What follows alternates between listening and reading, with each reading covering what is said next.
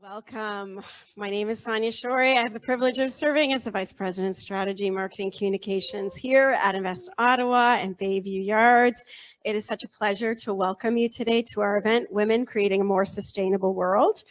We are thrilled to have women business leaders, entrepreneurs, fellow allies, investors, leaders, and so many partners from across our region, across Ontario, throughout Canada, and in North America online and in person with us today.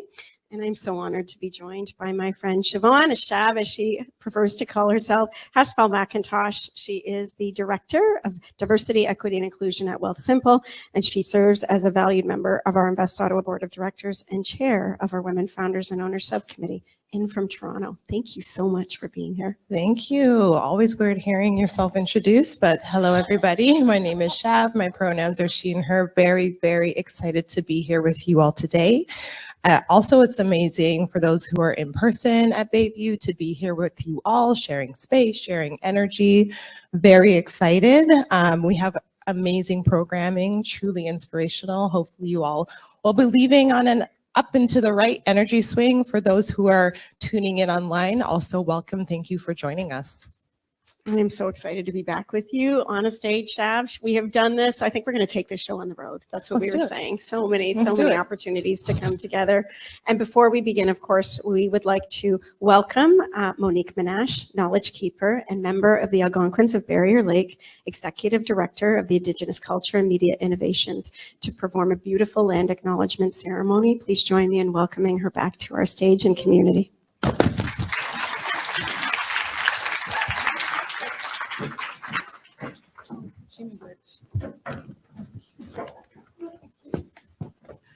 Bajashig, welcome. Welcome to unceded, unsurrendered Algonquin territory. Monique Manatch and Deshnikos, Kitikanik Beck and Dojuba. My name is Monique Manatch and I'm a member of the Algonquins of Barrier Lake. And I've been thinking about International Women's Week. I thought it was a month. We need a year. A decade. And it reminded me of a story that I work with an elder named Albert Dumont. And he was telling me this story about how on the River of Life, there are two canoes. And in the one canoe, there's a whole bunch of people, but only one person has a paddle. And on the other canoe, there's a bunch of people, but everybody has a paddle. And he asked me, which canoe would you rather be in? And I said, well, I think I'd rather be in the canoe where everybody has a paddle. And he said, that's right, because you have a voice, you have agency. If you don't like where the canoe is going, you can use your paddle to stop it or steer it, or, you have a choice in what happens. And I think for a long, long time, women were in the canoe with only one paddle. But I think at one point we got out of that canoe. And now we all have paddles of our own. And we all have a voice. And we all have agency. And now we're learning to steer that canoe. And we're taking it where we think it's important. And I celebrate that. And I celebrate you.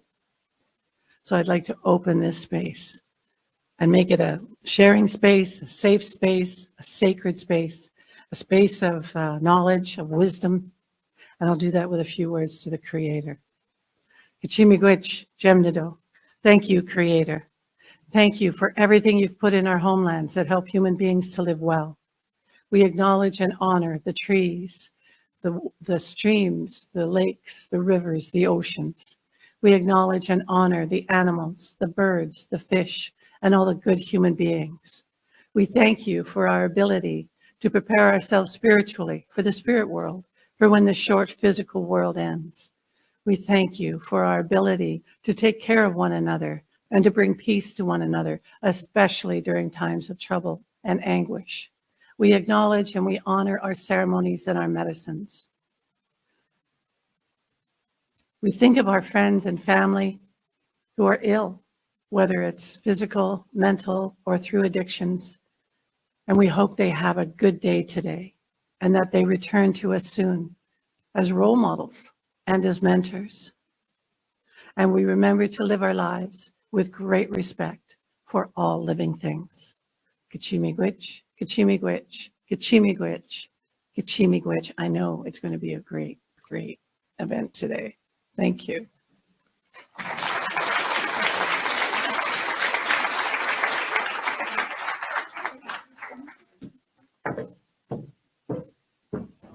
Thank you so much, Monique. We are so grateful to have you with us today and as a part of our community and for all of your contributions. And International Women's Week, which is truly a month, we'll call it what it is all about community. And our goal is to maximize our collective impact on current and aspiring women leaders from every single walk of life, at home and around the world, in every single professional sector.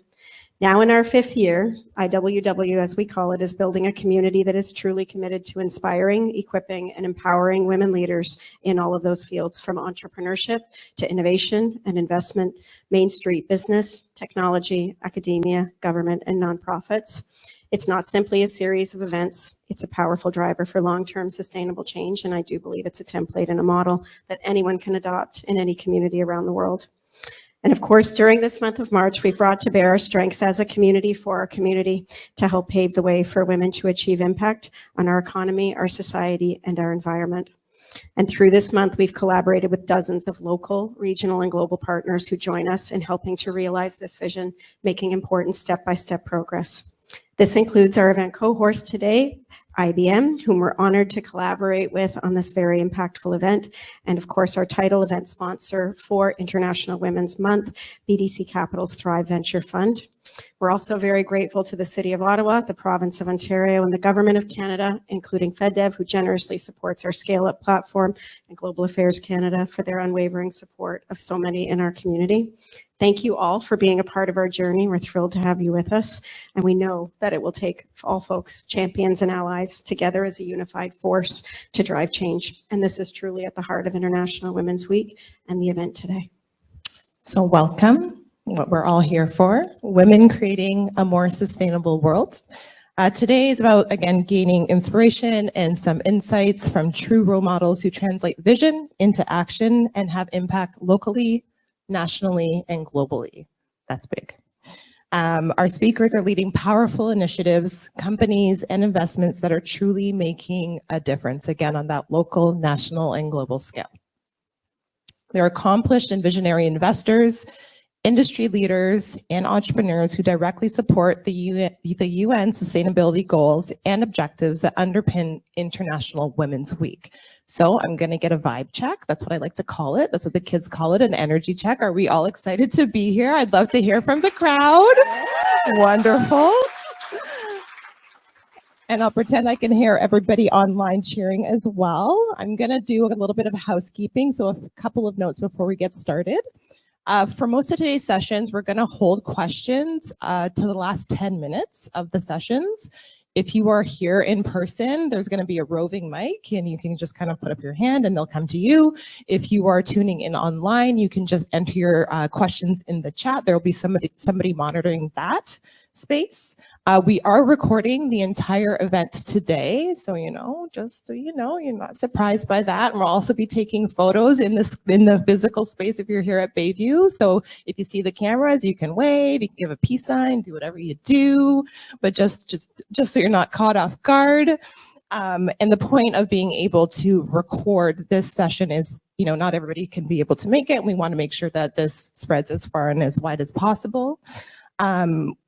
We also will have a event survey. If you're online, you're going to see a QR code pop up and hop in. Please, click that link. If you're in person, you're going to see a QR code on some of the screens.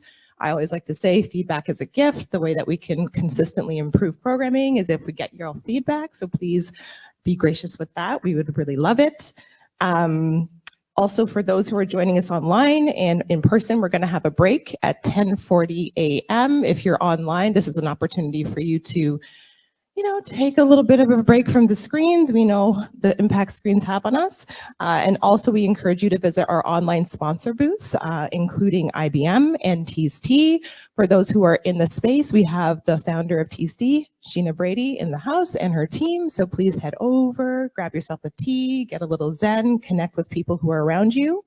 At 12:30 p.m., the session and the workshop and the conversations will officially end. But if you are here at Bayview, please feel free to stay around, mix and mingle, have some conversations. I'm going off script because the scripts are always, a little trap. But going off script a little bit. Today in the RBC Foundry, we look again forward to continuing to network. We're going to also have a lunch if you are here in person, so please feel free to stay and enjoy some eats. I'm going to get off stage, or I'm going to hand over the mic. I'm now going to pass it over to Mike Tremblay, a wonderful leader, an amazing friend, to kick off our event, speaking to Invest Ottawa's journey and mission today. So let's welcome Mike to the stage.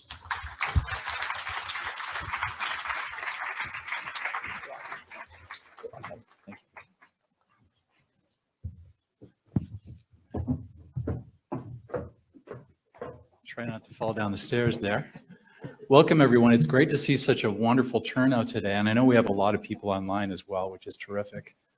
I first want to open up by thanking Monique for just such a warm opening to our event. I just love listening to you. I follow you now. You probably noticed that. It's just a great way to open up our event. Thank you for that. Just great thought leadership. Just a few things that I want to share with you this morning. Sonia does keep me on a short leash because she never quite knows what I'm going to do, so I'm going to keep this brief. We have just gone through the process of refreshing the strategic plan for Invest Ottawa. The initial plan we had, I think, served us pretty well. We probably should have refreshed it, but it's pretty tough to do in the center of a pandemic, so we've just completed it. It took a good 9 months to finish it all up with a lot of stakeholder outreach, and was approved by our board a few weeks ago. It's got a very heavy focus on market-led effort, so long range, playing the long game for our region. It has a very, very clear representation of how to ensure that if we're going to unlock the potential of Ottawa, that we unlock the full potential. And what that means is we see everyone in it. So the focus that we have as a company has been, I think, fairly steady. Obviously, a huge amount of work to do still, but diversity, equity, inclusion is pretty much in everything that we do as a company at this point. And I feel like we've made some decent progress, and we've set up some new goals that we have in mind for the future. So the idea that you can leave half the population out of a plan like this one is kind of a bad plan. So when I think about the potential that we can deliver in our region, it goes beyond just our region. I do believe at the heart of our plan, we are in a position to not only influence the outcomes that happen here in Ottawa, but also help to support companies that can make a difference in the world. And when I think about today's agenda, I think that's actually very, very appropriate for what we'll be listening to today. Second thing I wanted to talk to is we've been fairly influenced by the works of the World Economic Forum. Our initial plan was very much connected to the works related to the fourth industrial revolution, but more importantly, the shaping part of that. So it's one thing, if you look back over time, previous periods like the third industrial revolution, a lot of companies, a lot of regions really did well. Very capitalistic, very greedy. At the end, you've got a very small percentage of the population that has fared well. This time around, when you think of what the fourth really represents, it's really the fusion of digital, physical, and biological worlds. We can play a role to be deliberate on how this plays out. Imagine a world 25 years from now where some regions are left behind, the unrest that we will see. We can play a very significant role from our region here in Ottawa to make sure the world itself is a better place. We can leave it in a better place. That could be our legacy. So that's very, very important to us. And as a company, we have actually forged a partnership now with the World Economic Forum, which I'm so happy about because it connects us into their work. And I specifically wanted to very privately and quietly announce this morning, because we're going to do a more formal announcement downstream, but Sonia has now become a fellow of the World Economic Forum.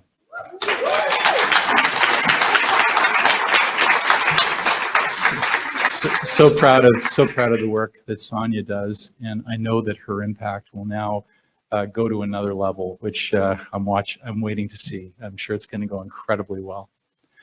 So with that, I wanted to talk a little bit about the International Women's Week programming, which, as was pointed out earlier, is now the month, which is fantastic. And it's not about the volume of activities that we have, the quality of the programming that we have. When you think about the speakers, the thought leaders that we have, the specialized areas of focus that we have, it's really quite substantial. If you look at today's agenda around sustainability, the speakers that we brought in from all over the place are incredible, and they just happen to be women. That's something to be celebrated, and I think that's the point of International Women's Month, is to make sure that we recognize that there are incredibly talented women that need to have a space to be able to convey their views and to participate on how we together shape the world that we all want to see. So with that, I'm going to turn it back over to Sonia, and I wish you a wonderful morning. Thank you.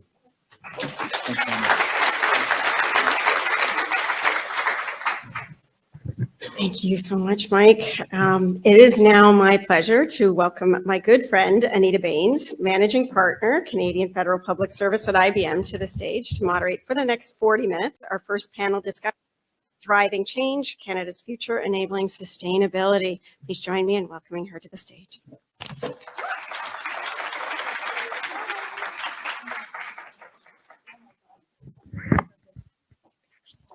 Okay, I'm just going to stand for a second. So Sonia, congratulations. That's really an incredible accolade to be a fellow at the WEF. I'm really impressed. So I wanted to start off by doing a little bit of inspiration, and then I'll introduce the really, really smart women that lead sustainability both in private sector and in public sector. And I have a tendency to walk around and do this kind of stuff, so bear with me. I don't know where the cameras are, but I'm going to try to stand still right here. So one of my most inspiring women is Kamala Harris. So for me, it's a personal inspiration because she's half East Indian and half Black, and I'm East Indian heritage, and I think this is super cool. And I want to read a little passage from this magazine that my mother bought me when she became vice president. Okay, just give me a second. Let me find it. So when Biden and Harris addressed the nation on November the 7th, 2020, Harris spoke first, introducing the president-elect. And one of the things that she said when she was doing the thank you speech was really inspiring for me. She thanked women who fought and sacrificed so much for equality, liberty, and justice for all, including Black women who are too often overlooked, but so often prove that they are the backbone of our democracy. All the women who worked to secure and protect the right to vote for over a century, 100 years. With the 19th Amendment 55 years ago, with the Voting Rights Act, only 55 years ago, I'm just going to make a point there. And now in 2020, with a new generation of women in our country, the US, but includes Canada, who cast their ballots and continued their fight for their fundamental right to vote and to be heard. Tonight, I reflect on their struggle, their determination, and the strength of their vision to see what can be unburdened by what has been. I stand on their shoulders. So thank you for listening to that. All right, let's get started. So let's talk about women in sustainability and the leadership we have here with my colleagues. Let me get my papers. Okay, all right. So I'd love to have you introduce yourselves. And by the way, my name is Aneeta Bains. I'm managing partner at IBM here in Ottawa in the consulting business. Okay, so let's start maybe with you, Jane, if you want to introduce yourself. Sure. Hi, good morning, everyone. My name's Jane Keenan. I'm the director of the Centre for Greening Government at a place called the Treasury Board Secretariat of Canada. So in the federal government, trying to reduce and work to reduce our environmental footprint. Happy to be here and very happy to see so many faces in person and online. Thank you, Jane. Mufleha. Hi, everyone. I'm Mufleha Mughal. I'm an associate partner in consulting and public sector in IBM. Really excited to be here and so good to see everybody in person. Good morning. I'm Marianne Armstrong, and I'm with the National Research Council, and I manage work on adapting Canada's infrastructure and buildings to climate change. And I work with over 100 scientists and different organizations across the country. Hi, everyone. I'm Zlata Huddleston, and I'm a partner in IBM Consulting based in Toronto. I manage our sustainability practice, where we help our corporate, institutional, and government clients with their sustainability journeys. Thank you so much. So we're going to get started into our first topic. So I'm going to pass this to Jane, if you don't mind answering this, and then over to you, Marianne. So what are your thoughts on how Canada is doing vis-a-vis its journey to net zero, combating climate change and sustainable development goals? It's always great to start with an easy question. Perhaps in terms of framing where I'm coming from, obviously the government has a plan for the whole country. Everyone is involved. It's national leadership, provinces are taking action. It's really an individual role on climate change. It's how we live our lives. It's what we buy, it's what we drive, it's how we heat our homes. It's very basic, so everyone has a role. My role is specifically on the footprint inside the federal government. So yes, we have a national plan. Inside that plan, we are driven to be leaders inside the federal government, to reflect and be a leader to the country. And so just like the national plan has goals, we have goals, and it's called the Greening Government Strategy. So very simply, one of the immediate goals is to reduce the emissions of the federal government by 40% by 2025. That's a very clear goal. And so the short answer to that is we're doing well. We're at over 38%, so we're on our way there. That's an easy start to a more complicated question, because really what climate change progress is all about is about fundamentally changing the way we do business, the way we live our lives. And so there's been fabulous progress on that point as well. Our Greening Government Strategy is housed in a place, as I said, called the Treasury Board Secretariat. Not perhaps a surprise to folks, it's not Environment and Climate Change Canada. It's inside the department that manages the spending and the policies about how we do our operations in government. So in other words, we are part of the system that controls the way the budgets are spent. And many of you know our Minister Fortier, a female leader who is very much at the forefront of this, and she leads those discussions at the Treasury Board. And so our plan, our targets influence those decisions on how money is spent. So institutionalizing that, I like, Michael, you're talking about the strategic plan. It's all about getting into the system of decision making. So yes, we're making great progress, over 38% reductions so far. We're going to get to 40 by 2025. But that's just a number. Behind that is a whole system. So that's our system. It's built on the international system because the whole world's got to move. That Paris says we're going to keep below 2%. It's reflected in something called the FSDS. I think we should have alarms go off every time we use acronyms because we use them all the time. Federal Sustainable Development Strategy. It's also implemented in something called the Policy on Green Procurement. And we don't act alone. Our closest partner is the US. We forged a partnership 2 years ago. As part of that partnership, we are starting to gather governments from around the world. We meet regularly. It's about 40 to 50 countries, and we co-chair it with the US. And everybody has the same questions. How do we get our buildings to net zero? How do we get our fleet to net zero? How do we change the way we buy things? And how do we fundamentally change the supply chain? So I just want to say that the short answer is we're on our way. We've got great leadership from our Minister, Monique Fortier, great leadership from many female leaders across the government. We are just the hub. It's the departments that are taking action. It's the scientists like Marianne and others who are giving us the information we need. There is leadership throughout the government. We're also working with other countries, other jurisdictions in Canada. And I think that's the key to success, is collaborating and working together. And again, very exciting to have so many women here because as Michael said, women just happen to be here. The leadership roles in climate change tend to have a lot of women. We seem to have these skills of collaboration, risk management, operating in ambiguity. And I would say about half of my team is women, and we are influencing, across the federal government internationally.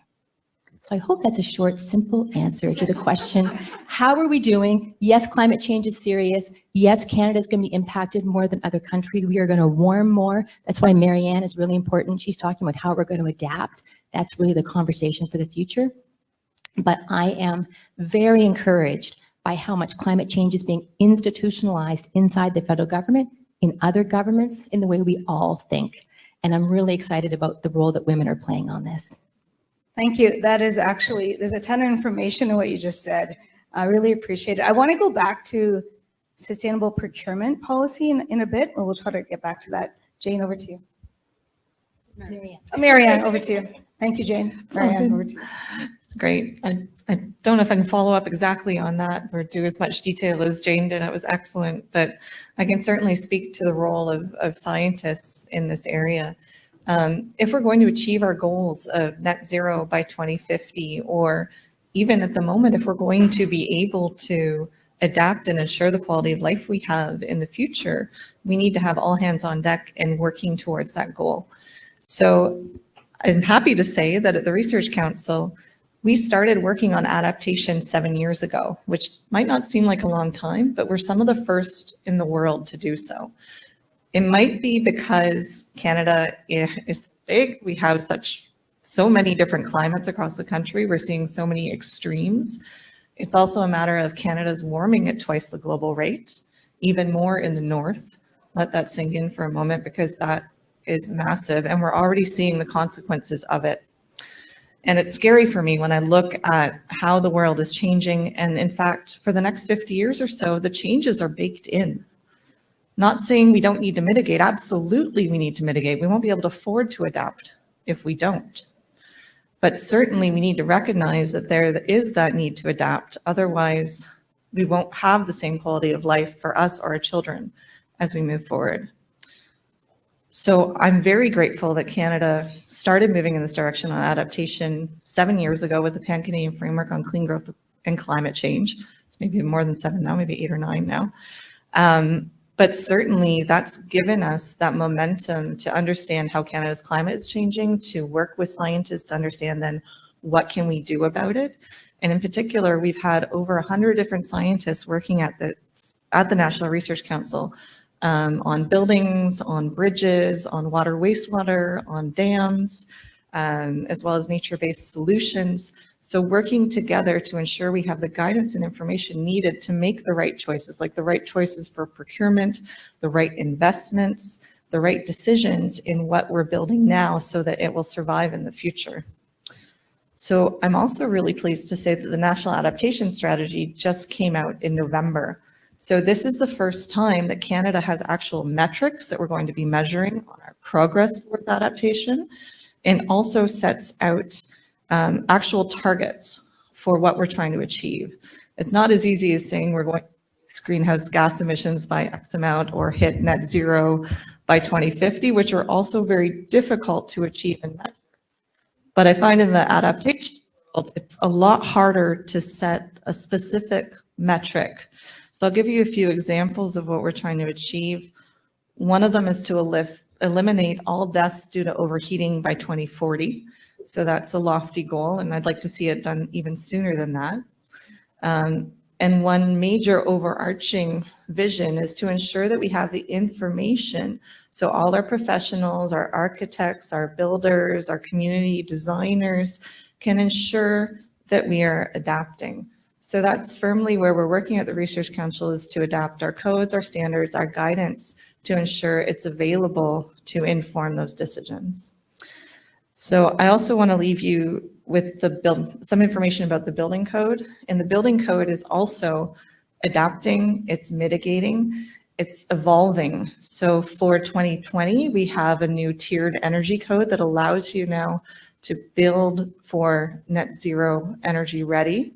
We also are looking towards 2025 to ensure that we have net zero operational carbon, which means not just energy efficiency, but we're considering the mix of what's in the grid to ensure we're using clean energy. And then also considering embodied carbon for 2030. So lots of progress being made on that front as well. So as much as the future looks a little bit bleak, I'm very positive that Canada is taking steps and measures in the right direction. Thank you. Wow, thank you so much. So I'm going to leave the mic with you, and then I'll pass, and then Mufleha over to you. Another question related to this. In your opinion, how are Canadian sustainability and climate change objectives we just talked are related to women? How do they impact women? How do they impact women? Well, I feel like it's one of these all hands on deck situation. We heard from, I can't remember exactly who is saying that it's important to have the different voices heard. And this is extremely important when we're taking action on climate change, that we're taking the right action and we're bringing everyone along with us. From the adaptation side, we see local leadership is important. We need to understand what the risks are at the local level, who the vulnerable populations are. We need to hear all the voices and opinions to ensure that that change is happening. And another area I think is really important for women is, of course, science and engineering. That's where I'm working. We need all hands on deck. We need everyone working, the brightest minds across the country. We're still only seeing 20% of engineers in this country being women. So to me, that's still a huge gap. So how do we inspire young minds and young people to move into the careers where we need them? Thank you. Mufleha. I contribute this to a bit of how women think and how women bring about the change in the society. And a lot of it from the reading and research that IBM has done as well, it shows that 10% women are more inclined to do sustainability work, do more for the home front as well as in the board room from a sustainability point of view. So you will see that, as Marianne, as Jane said as well, in terms of her team, majority of the women who are working in her team are working towards the sustainability goal. So whether it's learned behavior or whether it's something that naturally comes to women, they're more likely to be doing a lot of sustainability work, and they seem to understand a lot more about what's important for the world, what's important for the organization, and they definitely bring in a different point of view, which helps to achieve the goal of sustainability overall.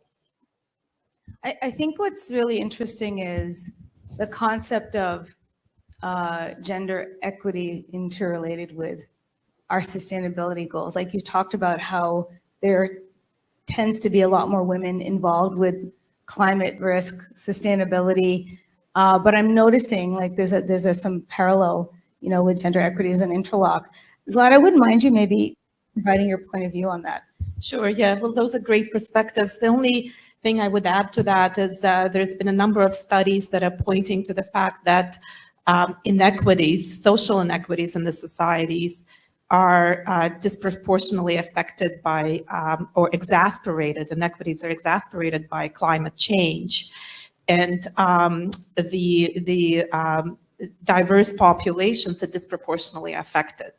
And that, of course, is impacting women already across the world and is expected to impact women disproportionately in terms of the climate change impact. Women are impacted in their housing, in their work environment, in their health, and there's lots of examples of how women's health, housing, and work environment is suffering as a result of extreme weather events around the world. So that has to be kept in mind, the intersectionality of women being impacted by climate change disproportionately, as well as women affecting climate change work, to Mufleha's and Marianne's points. So with that in mind, our participation in climate change is very important. And I've been volunteering for an organization called Women in Climate Tech, which is a global association. Encourage every woman here to participate.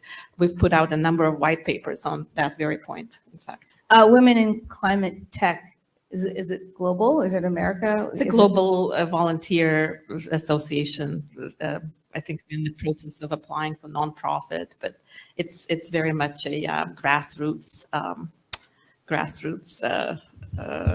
initiative. Well, as a woman in sustainability that works for a technology company, I'm going to ask you about tech. So what is your opinion on how technology and data play a role? Technology is a tool. In IBM Consulting, we call ourselves sustainability technologists. We don't just provide help with strategy on affecting your journey to net zero or climate change risk management. We also help with a roadmap and business and technology architecture on how to get there and how to implement it. I've been chatting with a crowd earlier this morning on various examples of how we're seeing technology like AI helping with social aspects of sustainability, for example, and pay equality for women, for example. In climate change, data is a massive problem, and enabling climate-related data, nature-related data to integrate the data-related processes and workflows into organizational strategies and organizational enterprise risk models is a big piece of implementing sustainability and climate-related strategies. So one cannot do that without technology and enablers. Thank you. So I'm going to get a little controversial for a moment. We debated whether or not we should talk about what happened with the Silicon Valley Bank collapse and what came up in the Wall Street Journal recently. But I think it's kind of relevant to what we're talking about in terms of diversity, gender equity. I mean, after all, it's International Women's Month. Mike declared it's the month, so I'm going to take advantage of that. And so in the wake of the regional American bank failure, everyone knows it's Silicon Valley Bank, there was an article in the Wall Street Journal, and there was a direct attack on the corporate sustainability and DEI goals with a suggestion that these goals may have distracted the bank, this is a very interesting term, from their management responsibilities. I know how Mike runs his board. I used to be on it. It has not distracted Mike, I'll tell you that much. And so there was a comment that said, in its proxy statement, SVB notes that besides 91% of their board being independent and 45% women, they also have 1 Black, 1 LGBTQ+, and 2 veterans. I'm not saying 12 white men would have avoided this mess, but the company may have been distracted by diversity demands. Anyone read this really amazing quote? And so, we debated this, and I think that it's kind of obvious, but I'm going to say it very clearly. This is an absolutely wrong statement. If anything, it's the exact opposite. Diverse teams produce better results, solve problems faster, deliver more revenue for those that are in private sector, deliver better outcomes for those that are in public sector, and actually grow the GDP of the country. And so I think that, it's kind of interesting as we talk about this world of greening, sustainability. Like, it's not old, but it is kind of new for many of us as we integrate that with industry objectives and public sector policy. This is super interesting. So does anyone have any additional insight they want to bring forward on this particular topic? A little bit left of what we're talking about, but still about equity. Since I have the mic, I'll start it and pass it on. I my background is financial services. I was in 2008 during the financial crisis. I was an executive at one of the largest U.S. Corporate and investment banks. And I recall a quote by, I think it was Christine Lagarde, who said that at the time, head of IMF, now I think she's heading Central European Bank. I think she said if it was Lehman sisters, not Lehman brothers, we would have been looking at a completely different picture today. And I do recall the all-male boards of Bear Stearns and Lehman Brothers that got us into this mess. So yeah, absolutely, very wrong, very disappointing that such a reputable publication would give credit to a statement like that. Yeah, and just to back it up, like not that we need stats and facts about this, but just to back it up, IBM conducts a survey every couple of years around women progress at workplace and understanding how women are doing in different sectors of life. And one of the studies that they do is around 2,500 organizations across 25 countries and 10 different industries. And the most organizations that were considered the outperforming organizations, they made 3 of their characteristics that came forward were positively the fact that they really considered women progress in the workspace as their first priority. Secondly, they really paid emphasis on making gender diversity as part of their financial performance. And thirdly, they understood that they really had to change in order to make sure that gender parity was met. So it's something for them to say totally out of the left field is like, sure, I mean, ignoring facts, fair enough, go ahead. But we have seen, and it's been proven through studies and research, that it's not the case. Right, I'll leave the Q&A to this with the audience at the end. How many more minutes do we have? 8 or 9? And then Q&A after that? Oh, including, okay, I'm gonna go, last question then. Last question.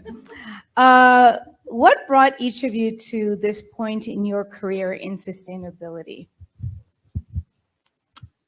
Okay, great question to end on.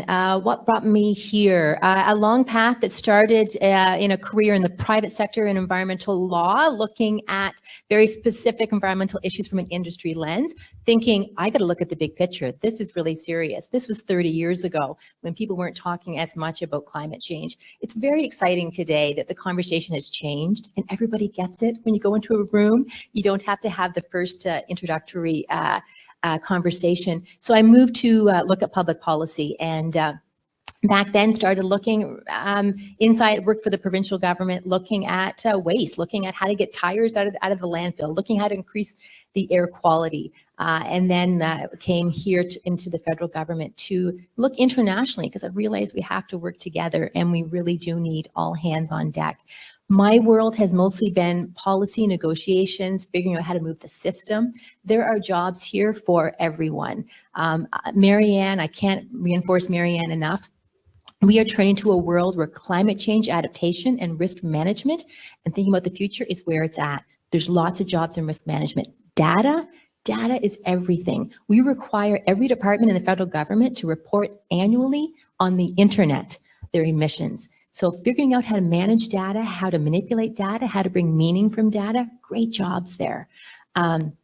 Lots of leadership positions, negotiations. I just really want to encourage anybody here who's looking for new opportunities. A lot of my job is looking for new talent. So I've been mentored and helped in my career. It's a fabulous journey to be on. The topic is serious. Marianne is right.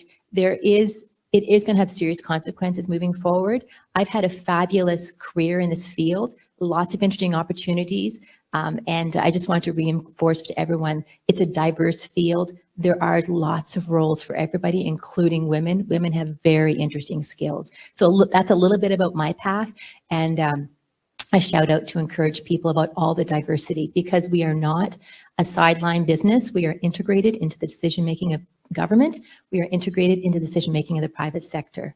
That's it. Your LinkedIn's going to blow up. That's great. Thank you so much, Jane. Mufleha.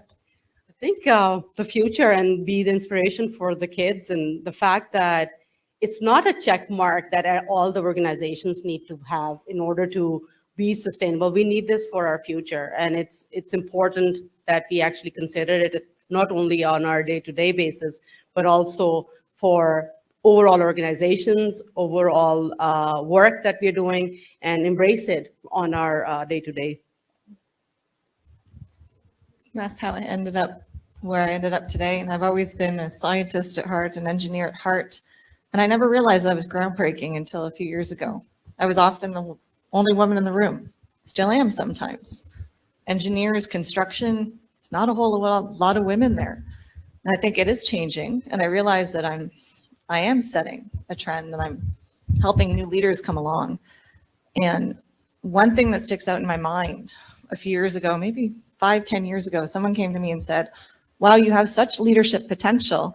You just need to step up.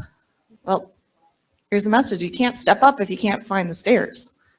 So I think we need to do more to help our female leaders. We need to be able to show them the stairs, show them the opportunities, but also tell them that they belong there.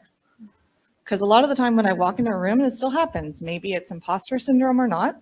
Anytime I walk into a room that's new, I don't know people, I feel that I need to prove myself. It seems a bit of a waste of time, really. But ultimately, we need to tell those women who are in those leadership positions that they do belong there.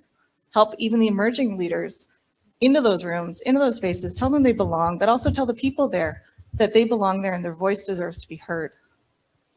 So in that way, we can shape the leaders we need. We can shape the up-and-coming women. We can shape the leaders that we have into bigger and better roles, and ensure we have the leadership we need for this enormous challenge that is sustainability, that is climate change, mitigation, and adaptation. Wow, that's very inspirational, and Marianne should have gone last. But I mentioned I was in financial services, and I was a really good risk manager. And I saw the opportunity around climate risk being the greatest risk that we have to manage in the next few decades. So I decided to apply my capabilities in integrating climate risk into every type of risk that every organization manages, whether it's credit, liquidity, insurance, operational, market risk. All of that needs climate risk integrated as a transverse risk, and that's where I saw my skills to be better applied. Thank you. Like 4 minutes for Q&A. That's not bad. It's not zero. Okay. Yeah. That's so good. So how do we want to do it? Yeah.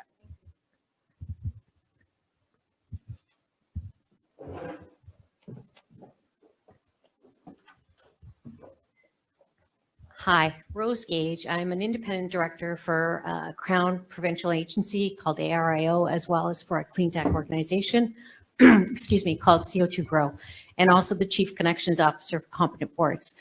I echo your sentiment that the Wall Street Journal article was less than stellar as an appropriate aspect. And you touched upon the fact that one major component of sustainability is the risk mitigation. What clearly SVB did is they fell apart when it came to the risk. They had long-term liabilities and they had short-term assets because of the bonds. And that's really the failure. It's not the makeup of the board. It's really not doing their fiduciary duties and not empowering leadership to be current.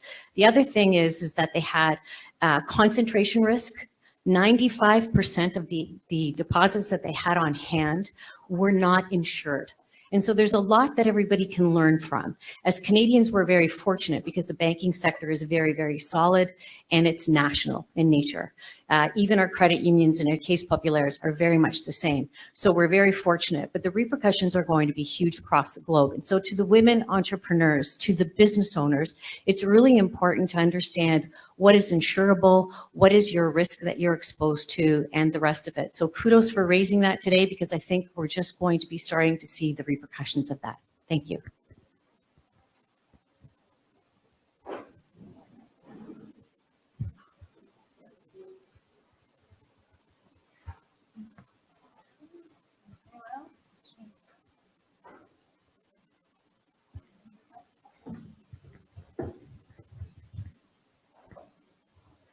Okay, thank you. So we'll wrap up. Thank you so much for a diverse set of opinions on this topic.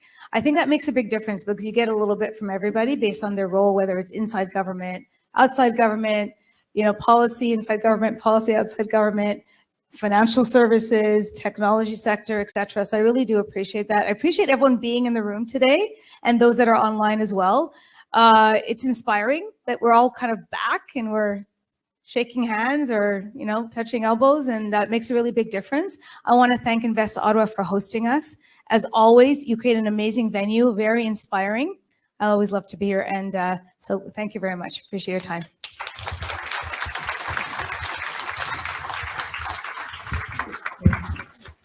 Thank you, Aneeta, Marianne, Jane, Mufleha, and Zlata. What an amazing discussion. What an amazing way to start the day.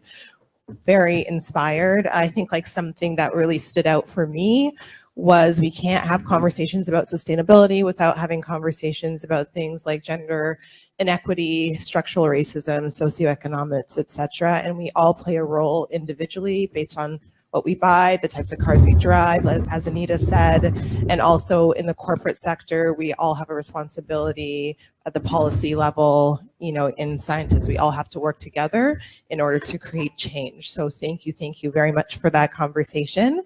It is now my pleasure to welcome Jennifer Francis, Chair of the Capital Angel Network, co-founder of SheBoot, and a fellow member of the Women Founders and Owners Subcommittee and Director of the Invest Ottawa Board, to the stage to introduce our next panel.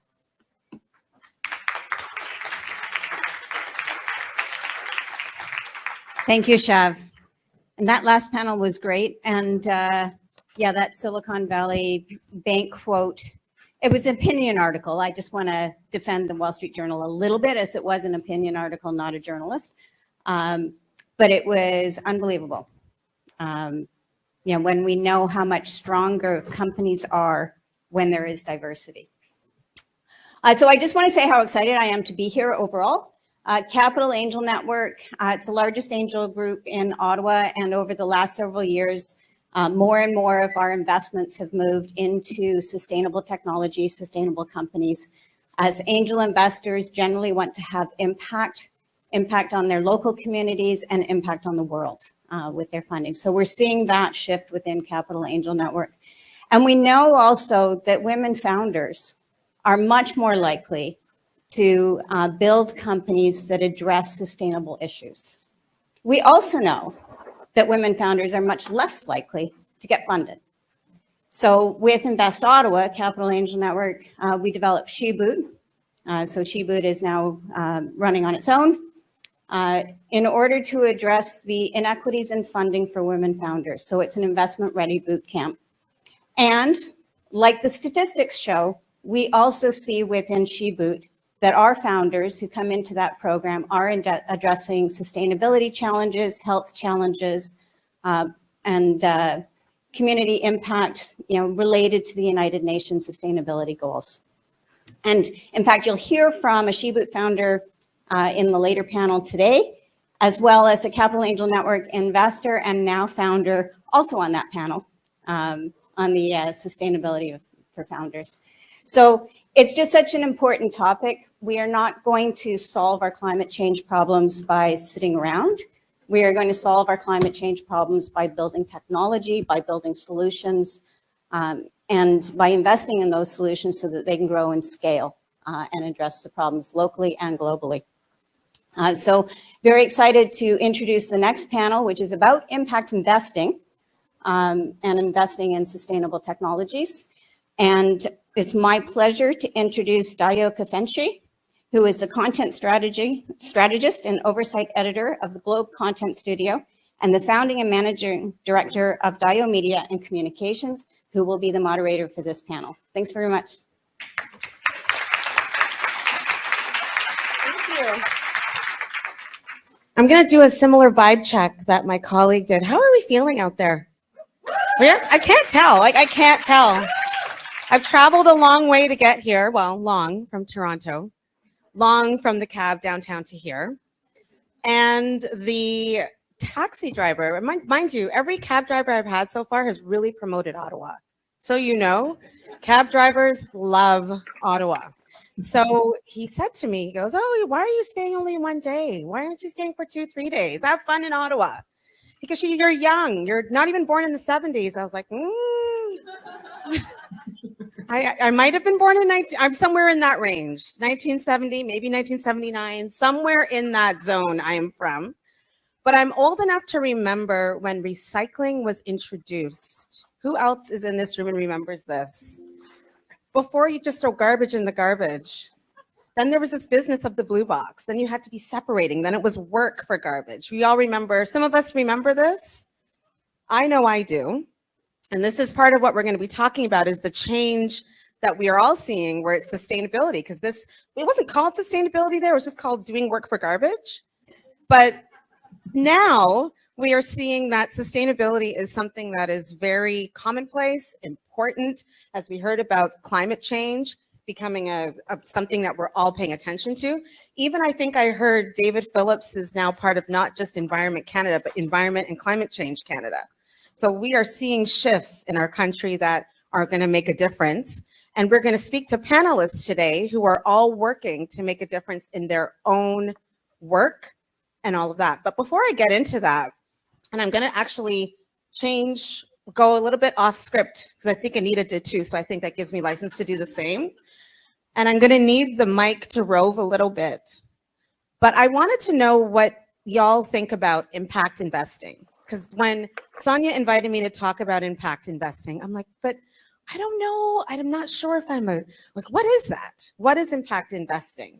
And I'm wondering if anyone has an idea about it. And if no one puts their hand up, I'm going to go straight to Mike because Mike is the CEO and I'm sure he is used to being picked on a little bit and answering questions. So if you can take the microphone to Mike and ask, I'll get him to speak on it in a minute. But for me, impact investing started when my parents came from Barbados, moved to Canada in the 1960s. And that's when I saw them go from public housing to an apartment to a house and then another house. So real estate, it was how, for me, I saw the impact of their investment. And then eventually there was talk around stocks and other businesses, but that was way later. As immigrants who first came to this country, their big thing was rooting down on a house. But Mike, what's your take on impact investing? I go straight to education. I think immediately of education. Just thinking of the last panel, this whole discussion of women in STEM, in feeling comfortable to be in some of these roles by even being the only woman in the world. And I was thinking about my daughter, who is in her 4th year of astrophysics at Carleton. Whoa. Who actually just landed a job at the Meteorological Society, which I'm so excited she's doing that. So she can pay her own bills. She wants to be right. No. But when I look at it, the potential, the opportunity she has to contribute and to be part of something really important. To me, impact investing is around enlightenment and in education. Does anyone else in the room have a thought on what impact investing means? When you hear the term, when you think about it, when you saw it on the agenda, what does impact investing mean? Anyone on this side of the room? There's a hand in the back. If that roving mic can go over there. But I can't see you in the pillar, so if you can. I feel responsible for answering this question. So impact-related investing is also related to ESG investing, and that's when ESG term first came into play decades ago. And that's investing not just for financial returns, but also for environmental, social, and governance impact. So that's on the professional side, but what about for you? For me personally. For you personally. That's looking at my RRSP and making decisions in my RRSP that are not just for financial return, but also for environmental and social impact of the outcome of that investment. And where I know the money goes. More businesses are thinking that way. I'll take one more if anyone's really wanting to answer the question about what impact investing means. And there's someone in the front with a lovely jacket that I might ask you where you got that later, who can talk about what impact investing means for you both personally and professionally. I got my jacket at the 613 Flea, so I don't know if you'll be able So that means I need to stay in Ottawa more to get exactly. that. My name's Sherilyn, and I'm from an organization called Propel Impact. And we work with young people across Canada who want to get into careers in impact investing. And for us, it's about empowering youth and other leaders working in the sector to transition their careers towards generating social and environmental impact, because the 40 plus hours we spend a week is actually where we can have the biggest difference if we're committing our time to that. So that's what impact investing means a lot to us, but that's how I see it personally. What about, for you you're talking about your work, but what about for you personally? How do you It's allowing young people and people to direct their jobs and their time to make that difference, not just on the sidelines or in the way that they invest, but how they spend most of their time. Thank you so much for these 3 responses. Really appreciate it. And as the panelists were listening, we'd love to get your feedback on anything that you heard in the audience. And I'm going to introduce the panel and start with Lise Birikundavyi, who is online. Can you wave, Lise, please?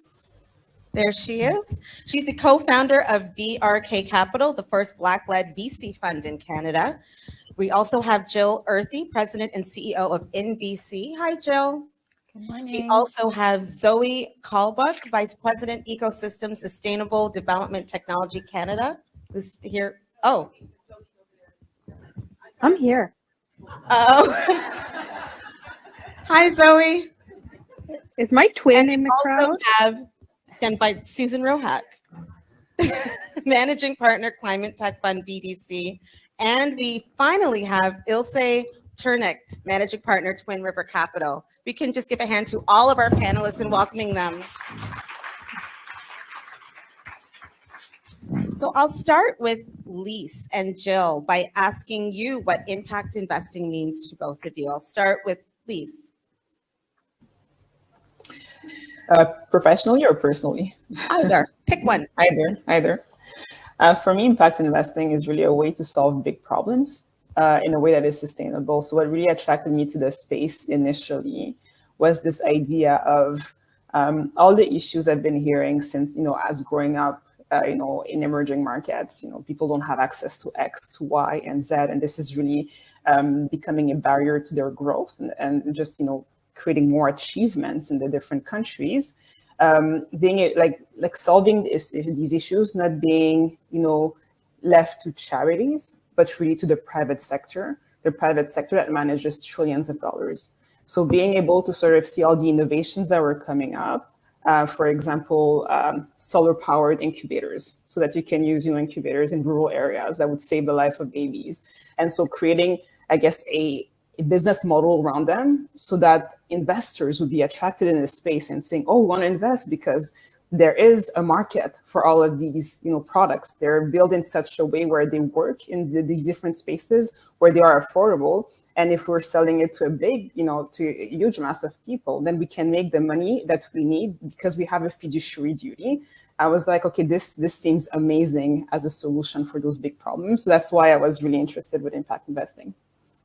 And Jill, what about yourself? Why were you resolved that your business would be in this focus of impact investing?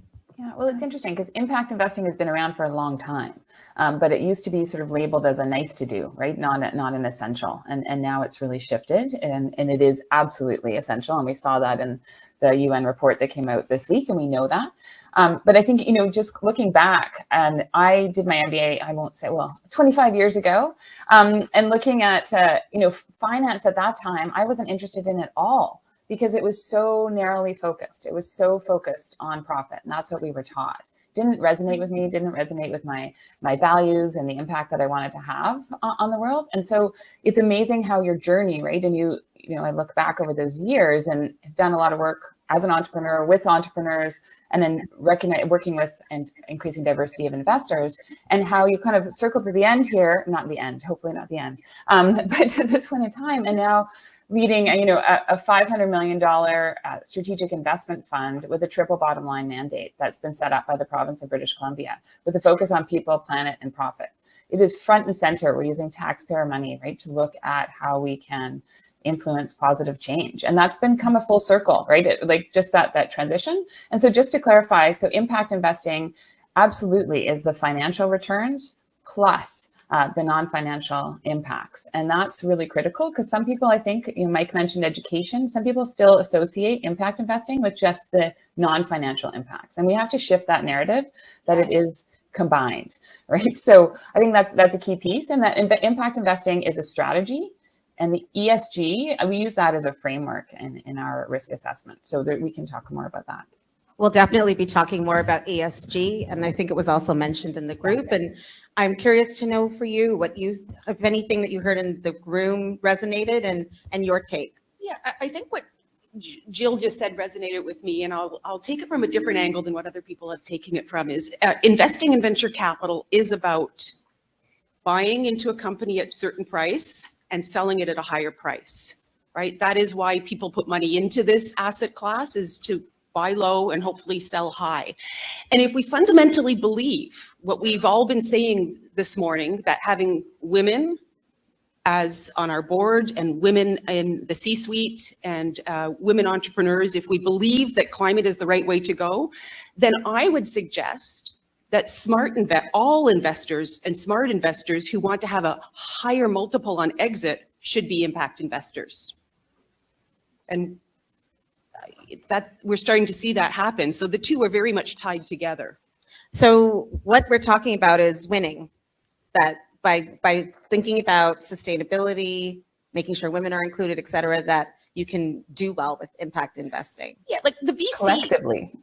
Exactly. And investors and venture capitalists only make money if the company is making money and doing well. And so if we fundamentally believe that the company is going to do better because they have women on the board, because they're thinking about ESG, because they're doing the right things for the environment, then ergo, you should have a higher multiple on exit. So to me, I think the new era of investing in venture capital, ESG impact is just an underlying theme to everything that we have to do. That's important because we've got to think about when we're in this space, how we're building our foundation and our structure to get those wins. And I'm interested to know how Zoe feels about, I see she's writing, taking notes. I know. What you do if you were sitting here. Well, I can't forget You what could, we're talking about. But it's all good because I want to hear, Zoe, what your thoughts are on what Susan just said. Yeah. Well, let me just build on what Susan said, because I think, and that's why I was writing it down, because I really liked it. It said a higher multiplier on exit, they should be impact investing. And I 100% agree with that, because what we see, SCTC's mandate is all about impact, and it is all about supporting entrepreneurs to grow their business. So each year we see hundreds of companies that are growing, businesses that become increasingly profitable as they achieve those success milestones that you would expect to see. And so what I love, we're talking about women today as well, is we do it across all stages of growth. So from the very early stage, we call it our seed funding. Earlier this year, we saw one round where we had 50% women-led companies. So that tells me there are amazing women-led companies out there, and it's the work that we do to find them, support them, and help them grow. And, the other 50% are pretty incredible too. And so you talk about impact, they're all creating a sustainability benefit of some sort that will support Canada in achieving our ambitions to be a more sustainable economy. That's awesome, Zoe. And I want to bring in Ilse a little bit here too, because perhaps there's something that you've heard that you want to jump on and speak on, and then I'll ask you a question after that.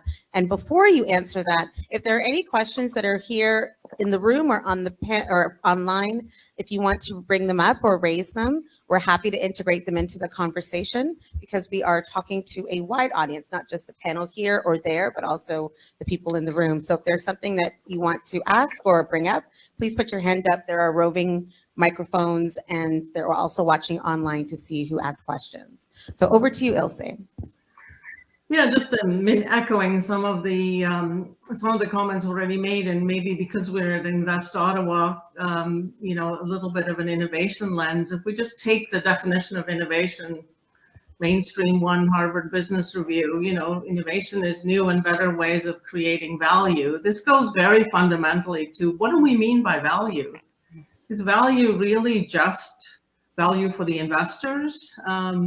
And you know, who is the value for? And is the value just financial, or is it to society? So I think it really is such a powerful way to think about investing overall in the future, given the pressures that we're under. And to echo the lovely point that was just made around the opportunity for companies that grow this way. I mean, we certainly see significant tailwinds for these companies that are tackling, you know, the hard problems and using technology and using new business models to get their impact to scale.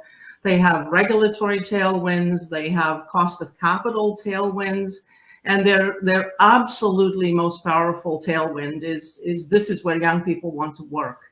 And so in a global war for talent, they have an incredible opportunity to attract people that are aligned with their purpose. And this is what's going to drive long-term sustainable value as we enter just a whole new era of complexity. I see that Jill is nodding her head, and I'm thinking back to what you said earlier about 25 years ago when you were starting out, that it was all about profit, all about money, and that you've seen a shift.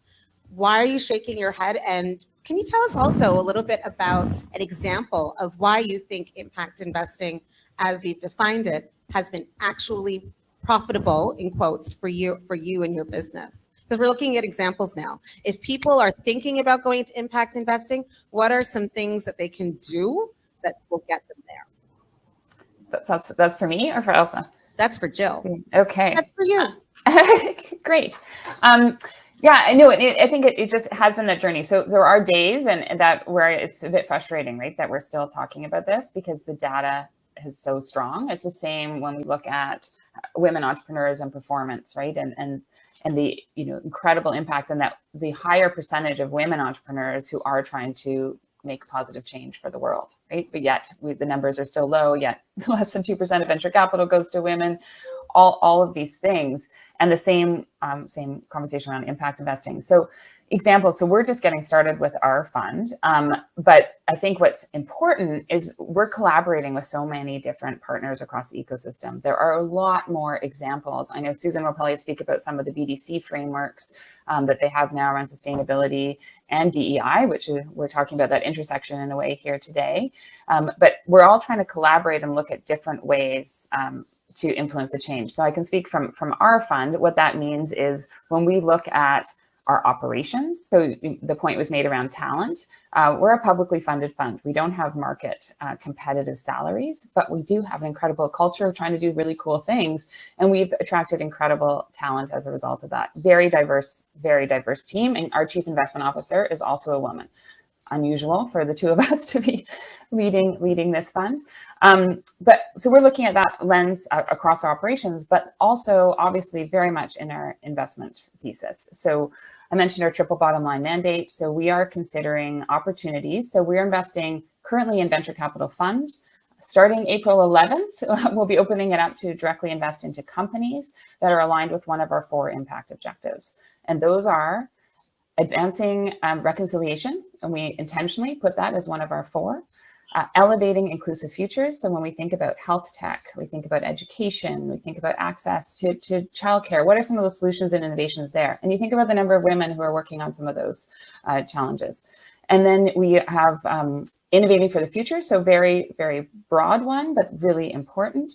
And then, oh my gosh, I have to admit, it's 7:15 or whatever in the morning here.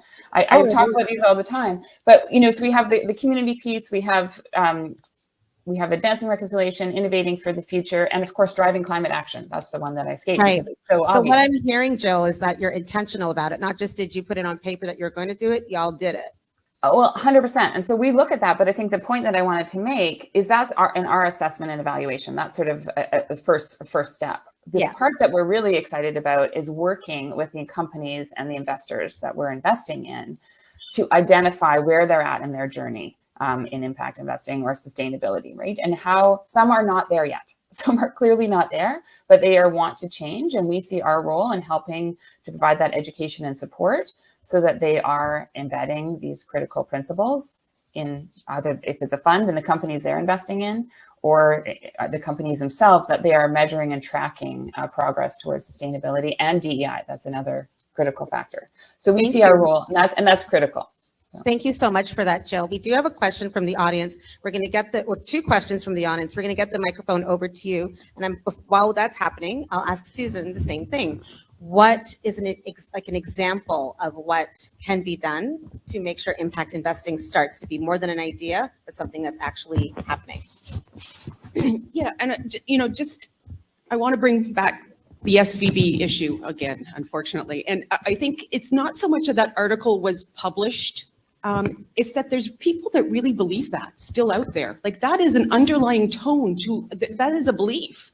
And if you look at some of the people in the US that actually had the nerve to say this, they're very high, powerful people, right? So there is an underlying tone that there's still some people that don't understand and are living, to me, in the dark ages. And then you factor that in a little bit with only 15% of venture capitalists are women, only 3% of women founders get venture capital money. There is an underlying problem in this ecosystem. And BDC, as a Canadian Crown Corp, we have an obligation to change that narrative. And we're doing a couple of things to change that narrative. One,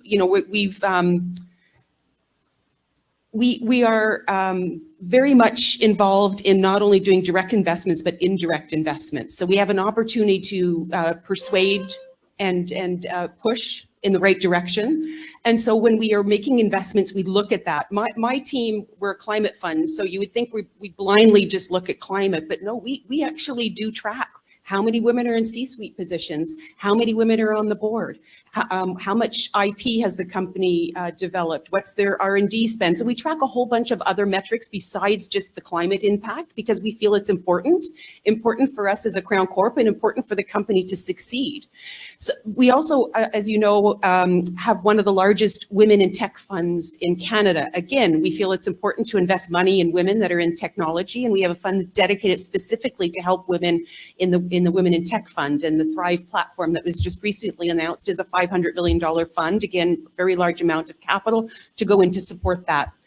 And then we also recently, because we want to make sure that what gets measured gets done, we have templates that we have rolled out to all the funds in Canada that we are an LP in on diversity and inclusion and ESG templates. And we expect funds to report not only their statistics, but their portfolio statistics as well.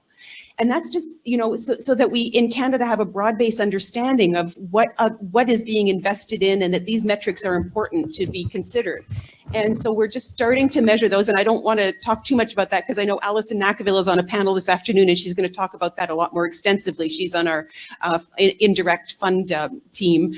But we do have to change the narrative. And the way you can change the narrative is by walking the talk, measuring, and then also being bold about where we're going to put our money and what type of things we're going to invest in. Measuring was the main message I got from what your response there. The metrics and making not just your business, but the people you do business with offer metrics too, was to me a takeaway. I'm wondering what your takeaway is over there as you have a question. Yeah, I do. Thank you so much. So my name's Sophia. So my question, I guess, is around, we've been talking a lot about impact investing as a more formal financial mechanism, but I guess I'm wondering about steps that can be taken to ensure that, again, everyday Canadians can be using their money and finances to do a form of impact investing. So whether, again, you're super financially literate or you're actually looking in more formal funds, your money is being used for various things. So again, federal government's providing billions in subsidies to the fossil fuel industry. The top 5 banks in Canada are providing huge investments to fossil fuel industry as well. Pension funds are, the fossil fuel industry is a top market that they do their investments in. So again, whether you're choosing where your money is going or not, it is being used for something. So how can Canadians be making sure that the issues that they care about and want to be supporting, whether that's against sustainability, whether that's against supporting more women. How can that be done, I guess, in their more typical everyday financial institutions? I'll ask, I hope the people on the online panel heard it, and I'm going to ask if Zoe can take that. Yeah, I will confess. So one, you have your own financial power, right? So where you choose, there are impact ways that you can leverage your money to impact invest. Maybe I'll talk about it through the lens of SDTC is an organization that's fully funded by the federal government. So what does that mean? That means that each year we invest about $200 million in over 100 companies across all stages of growth that are doing extraordinary things. So what do I mean like that? It's things that are creating a sustainability impact. And we look at it in 3 areas. So Jill talked about the focus they have. So we look at climate change, the circular economy, as well as people, nature, and communities. And through that, what we're looking for is quantifiable sustainability benefits. So recognizing that's core to our mandate. And these investments are in the form of funding that many entrepreneurs really value because it helps to unlock additional private investment. It's undiluted capital. So that would be in the form of a grant. So I might turn it over to maybe one of my colleagues on the call here who has started a fund that might talk a little bit more about ways that people can leverage their own financial power for impact investing. Who would like to take that from the panel? And while we're deciding that, there's another question at this table, and there's one in the woman with that lovely blue sweater over there. So who would like to take that question that Zoe just... I have 2 quick comments, but I'm happy for Lise or Elsie to go. Maybe just very quickly, I think that it's interesting to also have an understanding of the activities that your financial institution is doing. Usually, all of that is part of their annual reports. And for example, at BRK Capital, where we're investing with, I guess, the social lens, the S in ESG really being at the forefront and center of what we're doing. We have a lot of institutions that are supporting us. We have a few financial institutions, a few pension funds, and if this is within your values and something that you want to do and help contribute to, then you might want to start investing with that institution that is doing these types of investments. And same thing for climate funds, right? So everything is usually pretty transparent, and that's where you can make those choices. That would be my advice. That's good advice, Lise. I have a personal relationship with my bank person over like 13, 14 years. It's amazing how many people don't make appointments with them because they just kind of forget that they're there, but we are paying their bills. And therefore, if you have questions of where your money is going, make an appointment and ask them, what's this, is this? And then they've got to get back to you. So we have agency too, as women, as people who have money in places, to asking those questions. For sure. I think that's the biggest point, right? Is that we have to use our voices and ask those questions. Lise mentioned, do the work to reveal what's underneath, but money it's still power, right? And we have that. So we have to use our voices. So just asking those questions, pushing back, asking your bank or wherever other places your money is, but why you're not doing something or ensuring that they are. And we really have to be careful of greenwashing these days too. So really doing that research and being clear and asking questions. I'm having so much fun that I'm not looking at notes, nor do I know what time it is. So I don't know how much time we have, but apparently we're good. So we're going to go to the next question over there. And yeah, Victoria Xu, I'm proud to say I'm also an impact investor and entrepreneur myself. So actually, Susan, you answered pretty much almost all of my questions. Just a quick one. So maybe any of you share the performance of your impact investing, because I think that's probably the fundamental one that can debunk all the challenges that we have, like what you just shared. So did I hear your question was to share the performance of your financial performance? The financial performance of your impact investing. So I will ask Ilse if she wants to touch on that. So we have a newish, almost 2-year-old impact investment firm, and the goal of it is really to make high quality impact investing products more available to ordinary Canadians, not just rich people. So we intentionally started with the public market fund, but it's too early to really compare performance. I will say two things that I think are really important for us to acknowledge is that the impact investing market in Canada is massively lagging developments internationally. And a lot of that has to do with the conservative nature of our financial institutions. And I think, there's a real opportunity and a real obligation for ordinary Canadians to speak up about how they want to see their money invested. So I just want to reiterate that point. I mean, we have to raise our voices of what our expectations are, because it's only when consumers ask for those products that the banks will move away from the products that they generically design for generic market conditions and begin to offer tailored products. Ilse, can I ask a question about what you just said, lagging? What accounts for that lag that you just stated?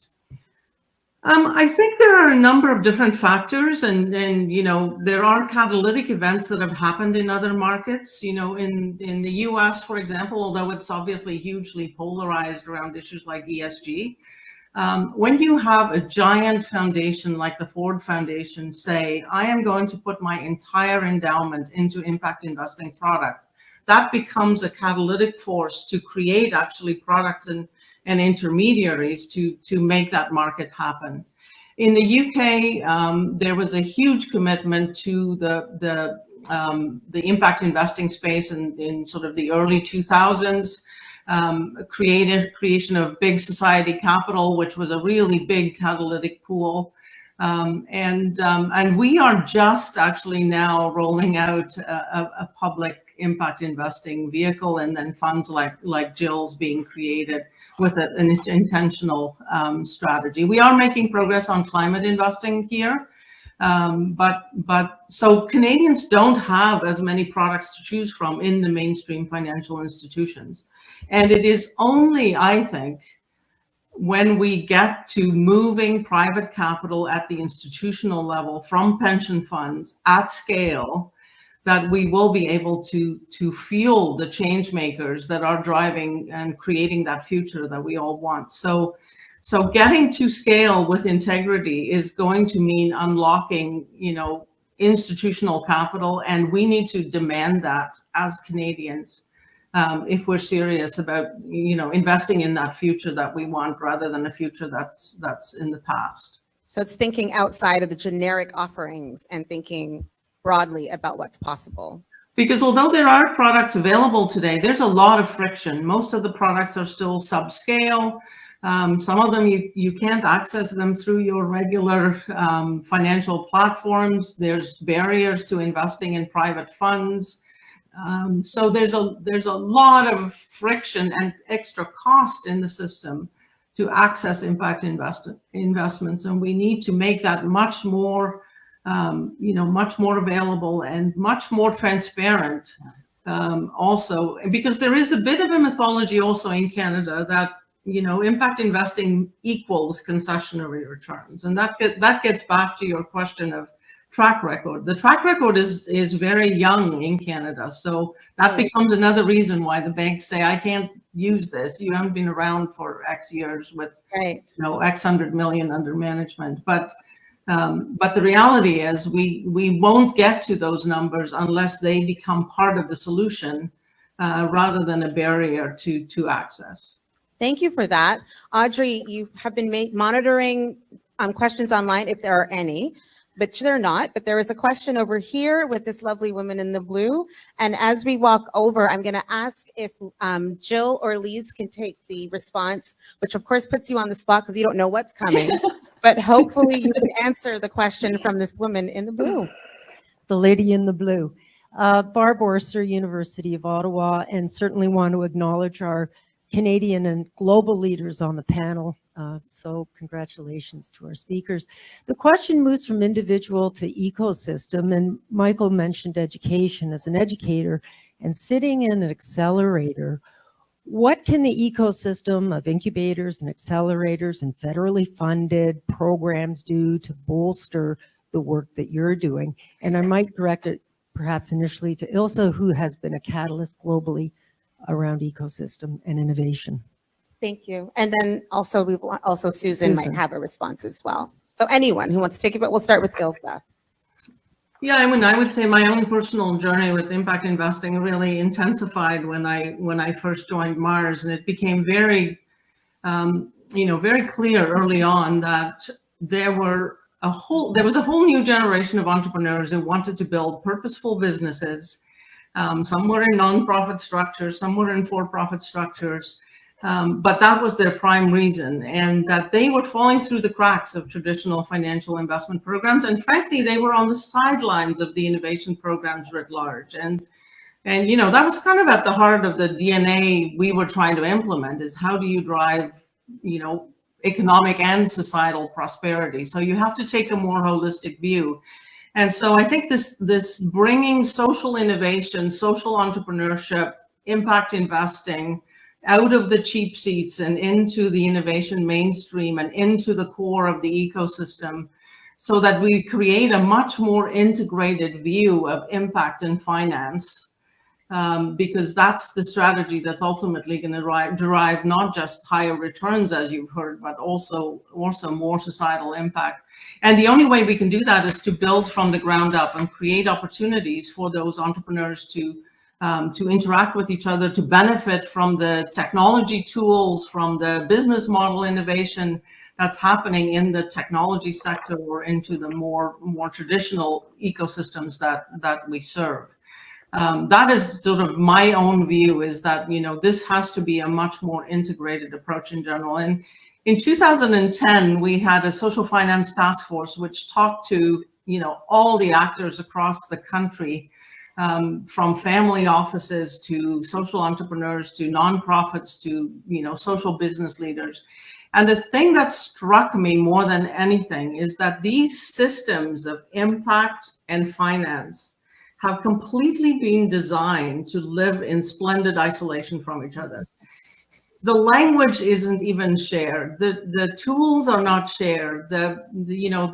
And the amount of work that needs to be done to bring these worlds together and actually help the gears of these worlds to engage with each other for acceleration, that's the work of the impact investing field today. And to do so, to get to scale and with integrity, I think that's what we're all here for. And that's only going to happen when the ecosystem has alignment.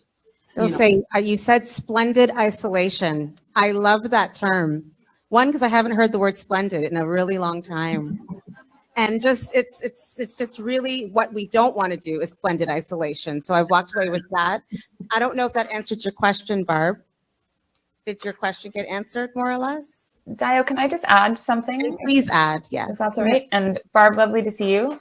As always, it's nice to see Victoria and Sherilyn too. Nice to see familiar faces in the audience. But I just wanted to pull on the thread of risk and how we define risk and how it has been so traditionally narrow and how our systems have just not caught up with that. So, and I'll use a couple of examples. So you look at, and even what we celebrate, right? When we look at companies right now, we still celebrate the number of dollars they've raised versus profitability or other things. Anyways, but when you look at risk, in ESG as a framework, it's a framework to mitigate risk, right? And we haven't transitioned to thinking about it that way. It's sort of still being thought of as an add-on, as an onerous extra piece of work for companies to embed into their operations and to track for investors. And so there's this whole thing that we need to, to Elsa's point around, we need to integrate all of these things. We need to, investing should just be impact investing if we actually want to see change. We need to just continuously embed these things and normalize them. And the companies that are measuring for or tracking ESG risks are definitely going to outperform. That point was made before. Outperform, but we somehow can't wrap our heads around, like, all the tools are there. We just need to put them together and change the narrative around that and redefine risk so we can move forward and be more impactful. Thank you, Jill. I actually realized I've listed every panelist's name to answer this one question, And I don't know, and we have other questions that are percolating in the room. So, and Susan is wanting to talk, I know. So I'm going to just ask, Lise and Jill if it's okay, if I can ask you to take another question. Is that okay? I'm seeing a not. Jill, are you okay? Yeah, sure. Yeah. Zoe, are you okay with that?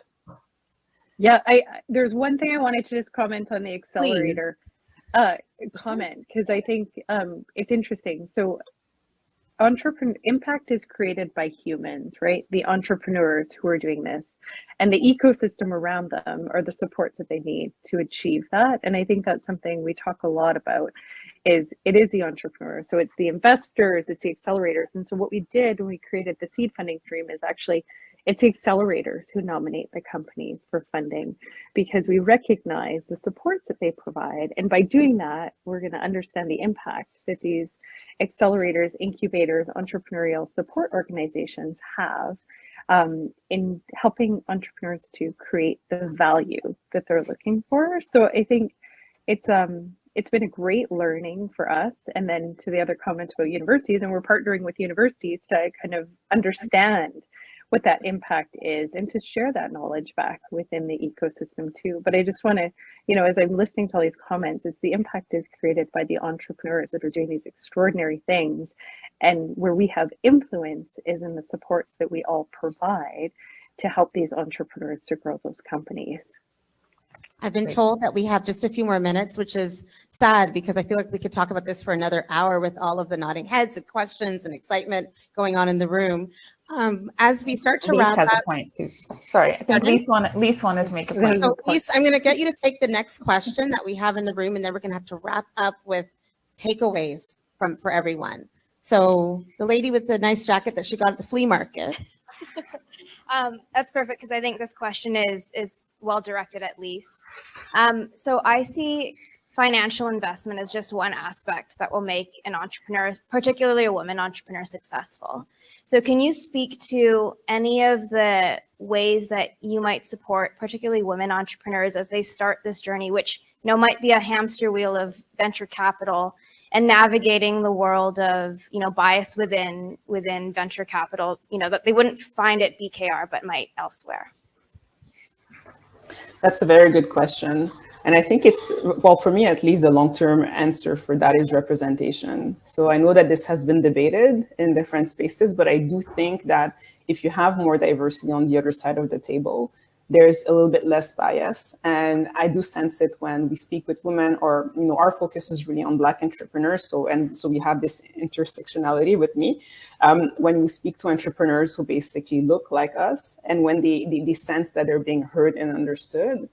And we're a small fund. So what we're doing to help increase that impact is we have a fellowship program where we're training more and more Black professionals in the venture capital space to help diversify the other side of the table as well. And I do think that this makes a big difference, the role model, the visibility from that perspective. We spend a lot of time speaking with people in our pipeline, even if they might not necessarily be a fit, to sort of support them and get to the level that they need to get that first funding. It is important for us, that aspect of impact. I also wanted to basically touch on the question of a previous person who was asking for results in the impact space. It's interesting because BRK Capital, we don't position ourselves as an impact fund. We're a venture capital fund with purpose. And the only reason we're doing that is because of what we discussed on this panel, where there's a lack of understanding that impact investment can also generate returns. And and for us, sustainability and longevity goes with returns, right? While we're still after the purpose. Mm-hmm. So talking about, early signs of performance that is positive. One of our portfolio companies when we invested was in the lower 6-digit numbers in terms of revenue, and now they've doubled and they're in the 7-digit in terms of revenue. We have another portfolio company that has increased in value of nearly 60%.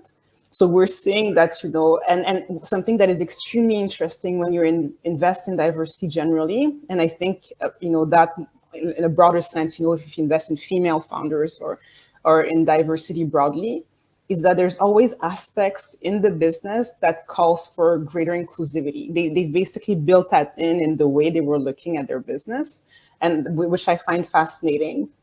Maybe an example in one of our portfolio companies. I don't know if I have the time to get into examples because I know we're quite short in time. Okay, so I'll stop here. But the example that you gave about inclusivity is one that was definitely one that we could have talked about deeply, one I could certainly speak about personally, but I hope that you all have heard how important it is to, when you talked about questioning bias, when you have more people in the room that look like different people, you can start to create different opportunities that impact everyone. I'm sorry to cut you there, Lise, but I'm going to come back to you because we're going to wrap up with key takeaways. There was a woman here who asked a question about, it sounded like if you just wanted to kind of check your bank or do, I don't think you were born in the 70s. I'm going to take a guess that, no, maybe. So for people who are on one side of being born in the 70s and people like Mike who are on the other side of being born in the 70s,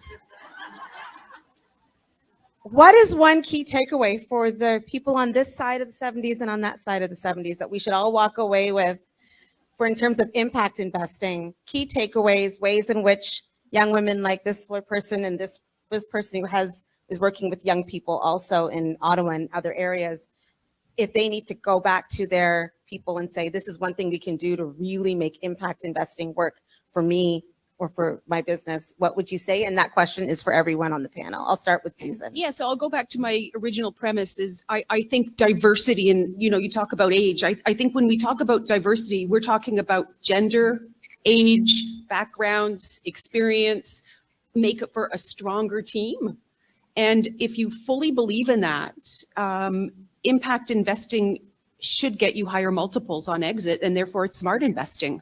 And the other comment I'll make is about, we all have our own pocketbooks, and we can talk with our own pocketbooks on where we want to put our money.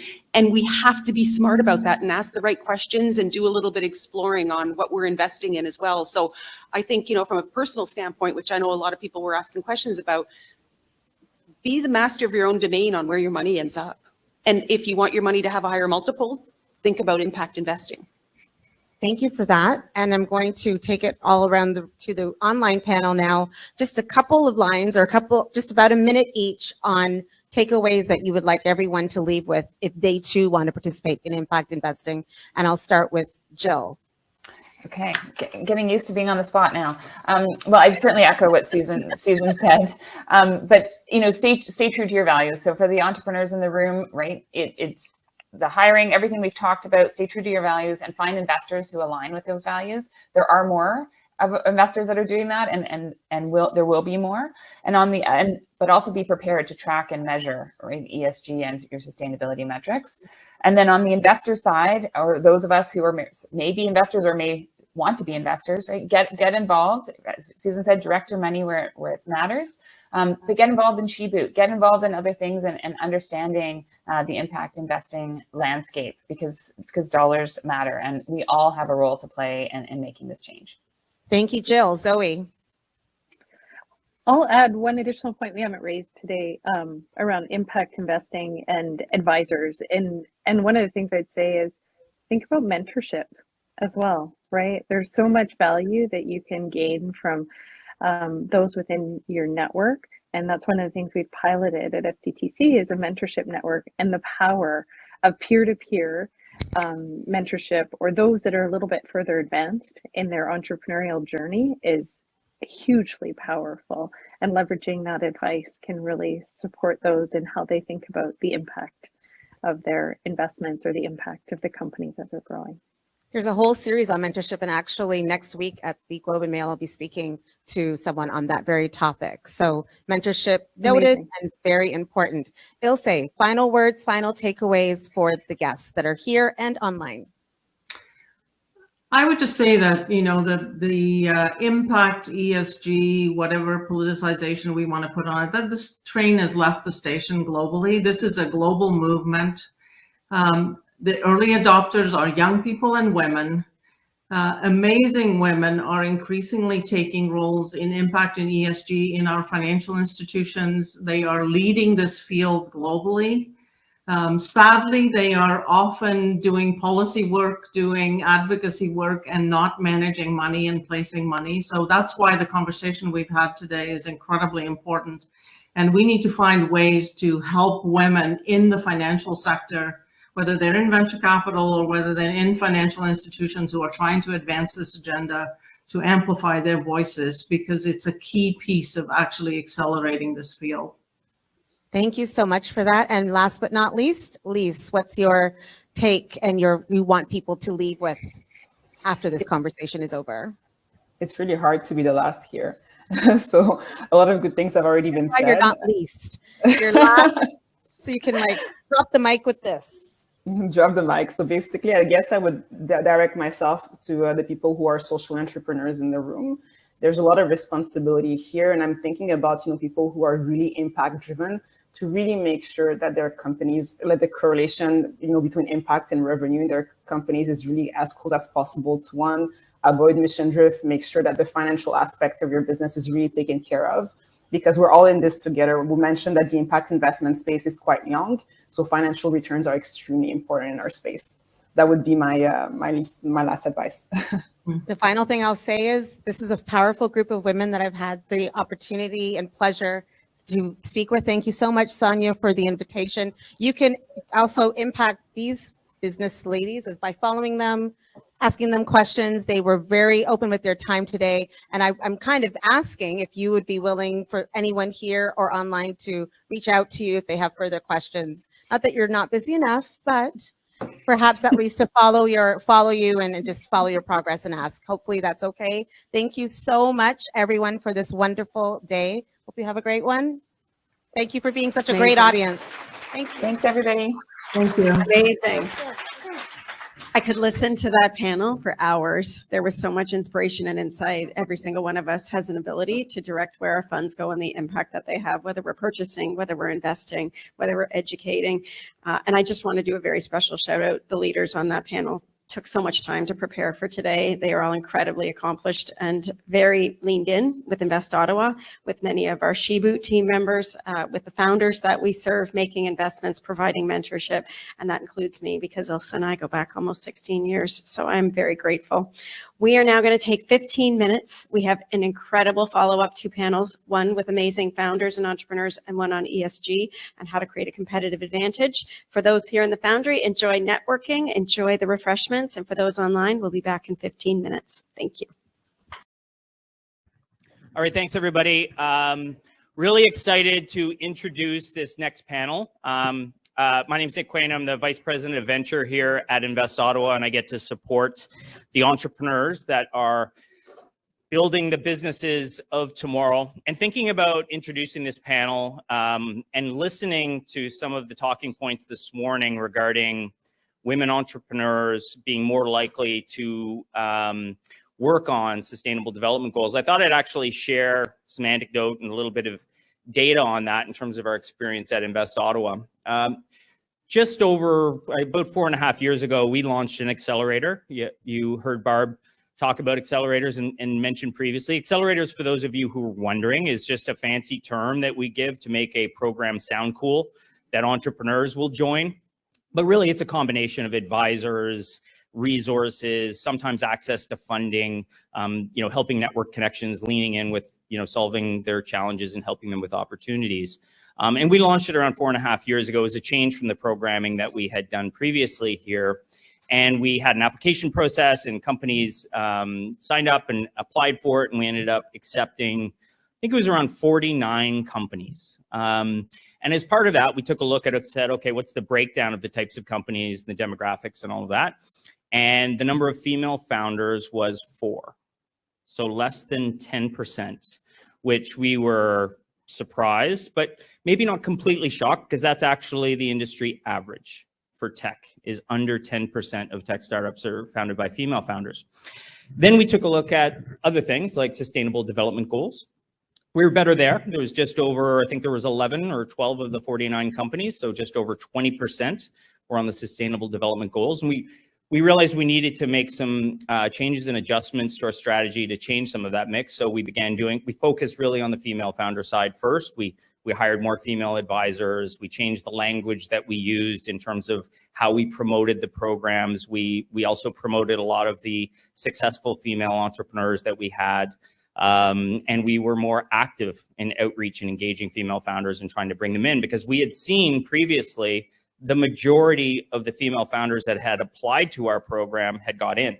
A much more higher percentage of women got into the program than men. It's just they weren't applying to get into the program. So we made all those changes, and a year and a half or so later, almost 2 years later, we measured it again, and we were up to 9 female founders. So we were up to almost 20%. So we were encouraged by that. But we also looked at the Sustainable Development Goals at the same time. Just we hadn't focused on it, but just to see how are we doing there. And we were up to 17, 33%. We said, that's interesting. And then we took a look at the 9 female founders to see what they were working on. Any guesses on the percentage that were working on Sustainable Development Goals? 90%. So 8 out of the 9. And in defense of the 9th, it was a B2B software company that supported not-for-profits. And she was married to the co-founder. So she was doing it for love and indirectly also supporting the not-for-profit industry. But it was a bit of an epiphany at that point. And it's continued to move in that direction. We're up to about 33% female founders now, and seeing Sustainable Development Goals continue to rise as we saw female founders rise. So, part of it was that realization of the impact of diversity. We weren't trying to impact, we weren't spending a lot of time, energy, and resources on helping founders think of and create sustainable development goal-based businesses. We just focused on female founders. And by doing that, we immediately made a bigger impact in terms of the mix of the different businesses that we were launching. The other thing that the other observation is, if we're going to, as a human race, fix things on this planet so that we can continue to survive, it's probably going to be female founders that are actually going to help us do it. Would you agree?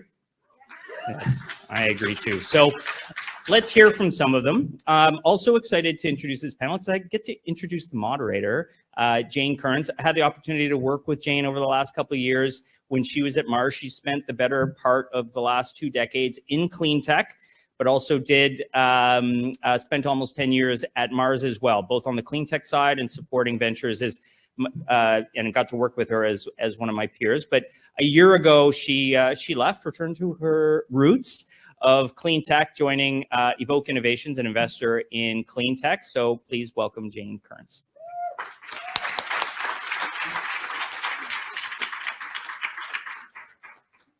Sonia was hugging everyone, so I figured I should.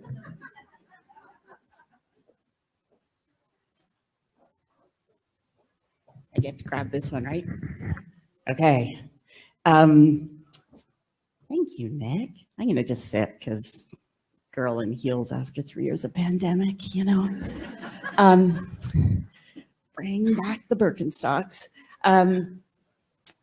Those stats actually really resonate, and that's super interesting. That data is fascinating about the number of female founders that are actually working on companies and technologies that are SDG based. It actually doesn't surprise me, but I didn't have the data to back it up, so that's really interesting. Before I call everyone up, I just want to say that I feel like I am among my people here. After spending nearly a decade at Mars, it feels so nice to be surrounded by my Invest Ottawa colleagues, who I adore, and by the Ottawa ecosystem. And can we just have a quick shout out to my friend Sonia? Because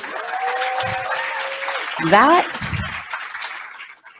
being named a World Economic Forum Fellow is absolutely extraordinary. And I think that we need to, well, I certainly need to find a way to celebrate that, but we as a community need to celebrate that for sure. Okay, so I'm gonna get you guys to come up. So all at once. And I think we're going to share a mic, so whoever is beside me, we get to share. So in person, from the far end, we've got Victoria Xu, and then Heather Ward and Jeffrey McKay, not Mackay, did actually clarify that. And online, where are you? There you are. Hi, Amanda Hall. Hi, Maka. How are you guys? Hi, Jane. We're great. Thanks. Thank you. I am going to start by actually getting each of you to, oh, I don't need to introduce myself. Nick did a good job. I'm going to get each of you to introduce yourselves, and maybe we'll start, let's mix it up. We'll start online. So Maka, why don't we start with you? Can you do a quick little introduction of yourself, of your company, and then tell us the most memorable or defining moment of your entrepreneurial journey. And, you know, because that's such a small question, if you can do it in 2 or 3 minutes, that'd be awesome. Okay, so hi everyone again. Macarena Cataldo. I'm a PhD in chemical engineer. I was born in Chile. I'm a newcomer in Canada, but I feel very welcome here. I started VDD's research 3 years ago. We are water experts developing water technologies to protect water sources. And we started with a technology that can be connected to washing machines to prevent microplastic contamination. We are the only ones that have a technology that can capture and degrade microplastics. So it's we don't generate any waste. About the most memorable moment in my company, I think that there are too many. It's having a company is a roller coaster. You have very good times and some other not a little more difficult. But it's feel that we have some moments I noticed that we have been building an amazing team with a very beautiful culture, and that is something memorable for us, for me as well, because we can see the culture that we want to promote through them, and that is a very important for me as a leader of this company. Nicely done in a very short time. Macarena wins the prize. Amanda. Hi, everyone. I'm Amanda Hall. I'm the CEO and founder of Summit Nanotech. I'm a geophysicist, so I have a lot of experience in oil and gas and mining.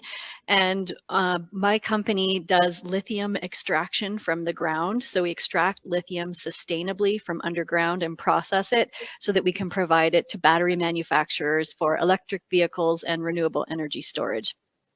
My company is about 5 years old, and the most memorable moment for me was winning the Women in Clean Tech prize of $1 million through the Women in Clean Tech program that Mars and NRCan put on. And what a lot of people don't know is that I couldn't make payroll the month after, and winning that prize allowed me to pay my company's salaries. So it was a very pivotal moment for me. I had just said no to an investor that I didn't get along with very well. And my controller looked at me and said, "Are you crazy? You just said no to money." And I said, I'm going to win this prize money. I'm sure of it. So winning the Women in Clean Tech prize was fantastic. And it really set the company up for exponential growth. Victoria, we'll go down. Yeah, Victoria Xu. I'm the co-founder and CEO of a clean tech startup called Clean Indogen. So what we do is we are taking a Canadian homegrown technology here in Canada, actually right here and not too far away from here, Chalk River, from lab to market. And that technology will enable the net zero world with green hydrogen. And the key difference here that the technology will reduce the reliance on the electricity alone to produce green hydrogen. Because people know that now there are commercially available water electrolyzers to produce green hydrogen, but where do you get all the green electricity you need? So what we do here will allow the world to enable use concentrated solar heat or nuclear heat later on to really provide the green hydrogen we will need to power the net zero. So it's a future-proof technology, very cool. We're so proud as a Canadian technology, and we're taking it out of lab to the world. So yeah, so for my journey, actually, it's such a serendipitous journey, or or I didn't plan to be a entrepreneur myself per se. So that's probably a really pivot moment for me, because I know this technology for a while, and then I started to sort of try to incubate the technology and help scientists to take it out of lab, because we know that that's also a challenging part to turn scientists to be entrepreneurs or to be part of a team to take it from lab, take it out of lab. This is a very pivot moment. And I started as an angel investor. I invest in early stage tech startups, and I've seen a lot of cases like that, and many cool technologies just missing the right team to take it out. So that's a moment when I do this, and when I looking at this, and instead of just wait and see and wait until someone take it out, and I realized that I have the skill sets that needed, at least in the foreseeable future, to bring it out. So I just decided to roll up my sleeve to do it together, rather than just wait and see, okay, when you got an investor, I put money in. So yeah, that's, and I'm glad I made that decision. Even though, yeah, it's a lot more work than being an investor. So yeah, that's sort of my story here. Hi, everyone. I'm Heather Ward. I'm the president and co-founder of Hyperion Energy. And what we do is carbon recycling. So we like to say we turn dirty air into dollars by capturing and converting waste CO2 from hard to abate industries and transforming it into some of the world's most widely used mineral commodities. So we're taking waste and we're turning it into an asset for a company. We're building the world's first carbon recycling system. It's in a 40-foot shipping container. And we scaled up our technology last year by 500%, and now we're just installing with our first commercial industrial pilot partner, Lafarge Canada, not too far from here in Kingston, Ontario. So we're really excited to be launching that here in our own backyard. My entrepreneurial journey, I've been a lifelong entrepreneur, building 3 businesses, and I started in my 20s. Really the intersection of that with my personal passion for the climate happened when I met my co-founder, Jerry Flynn, who had an amazing idea for carbon emissions reductions. And my first climate conference I attended when I was 4 with my dad, who is an environmental engineer who started the country's first environmental engineering program at UNB. So I've always been really interested in climate, but able to now apply my entrepreneurial skills to seeing that, as Victoria said, that need to bring products to market and a diversity of skill sets and backgrounds needed for that. And the pivotal moment for me was really when we got into the Carbon X Prize, and we became one of the world's finalists, and really seeing that we were ahead of the curve. This was in 2017. So at that time, nobody was really talking about carbon capture, utilization, and storage outside the kind of industry circles. And now we're seeing that that's really coming into the mainstream. So it's been exciting to see that, and really thrilling to be part of it. Hi, everyone. Thank you very much for having me here. My name is Jeffrey McKay. I'm the Chief Creative Officer and founder of The Aggressive Good, which is an Ottawa-based clean tech company. We make zero-waste shopping really easy. I don't know if you've, for groceries and bulk foods. And we do it throughout the supply chain. We've optimized a system that will make it really easy for people to go into a store, bring your own container, get whatever foods you want easily, quickly, and safely.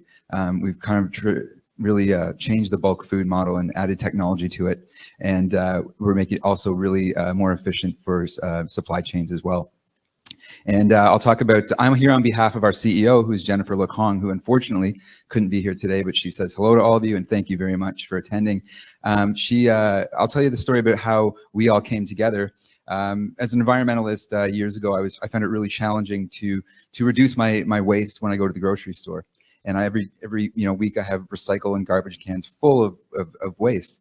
And it was a little easier to do in bulk food stores, but they were really complicated, time consuming, and they didn't really possibly unsanitary. So me and my CTO, our CTO Chris, he's an engineering friend. We started developing and tinkering a way to automate that process. And after several iterations, we were introduced to Jennifer by another great Ottawa businesswoman, Linda Lamera, who's a mutual friend. And Jennifer immediately recognized our brilliance. But she also recognized that we didn't know what we were doing with business. So Jennifer, having did startups and building for biotech, she recognized that there was a major market here for us. And she asked Chris and I, okay, all these questions we didn't know, like what's your ROI? What's your TAM, SAM, SUM? What's your market strategy, your IP strategy? What's your EBITDA? We're like, EBITDA? What is that? And so she immediately made us feel pretty like dummies. She was perfect. So she came and on board, and we quickly ascended her to our CEO, and we're very happy to have her there because she's doing great things for us. We're currently working with one of the biggest tech companies in the world to bring our system to their micro kitchens for their staff in 4 locations internationally. We're working with one of the biggest grocery chains in the world doing a pilot project overseas. And we have a lot of domestic traction as well coming up. And Invest Ottawa supports us, and we're thankful for Invest Ottawa for that too. I love that. I'm excited to try and go out there and actually use it. And I think we have a couple of stories here that could come out over the course of the conversation about recognizing the need for different skill sets as we start a business too. Also, can we just call out the fact that Jeffrey is here because, we're celebrating International Women's Week. It's a lot of women in the audience. We cannot get to equality alone. We need our allies. And so, yeah, I am thrilled that you are here. So thank you.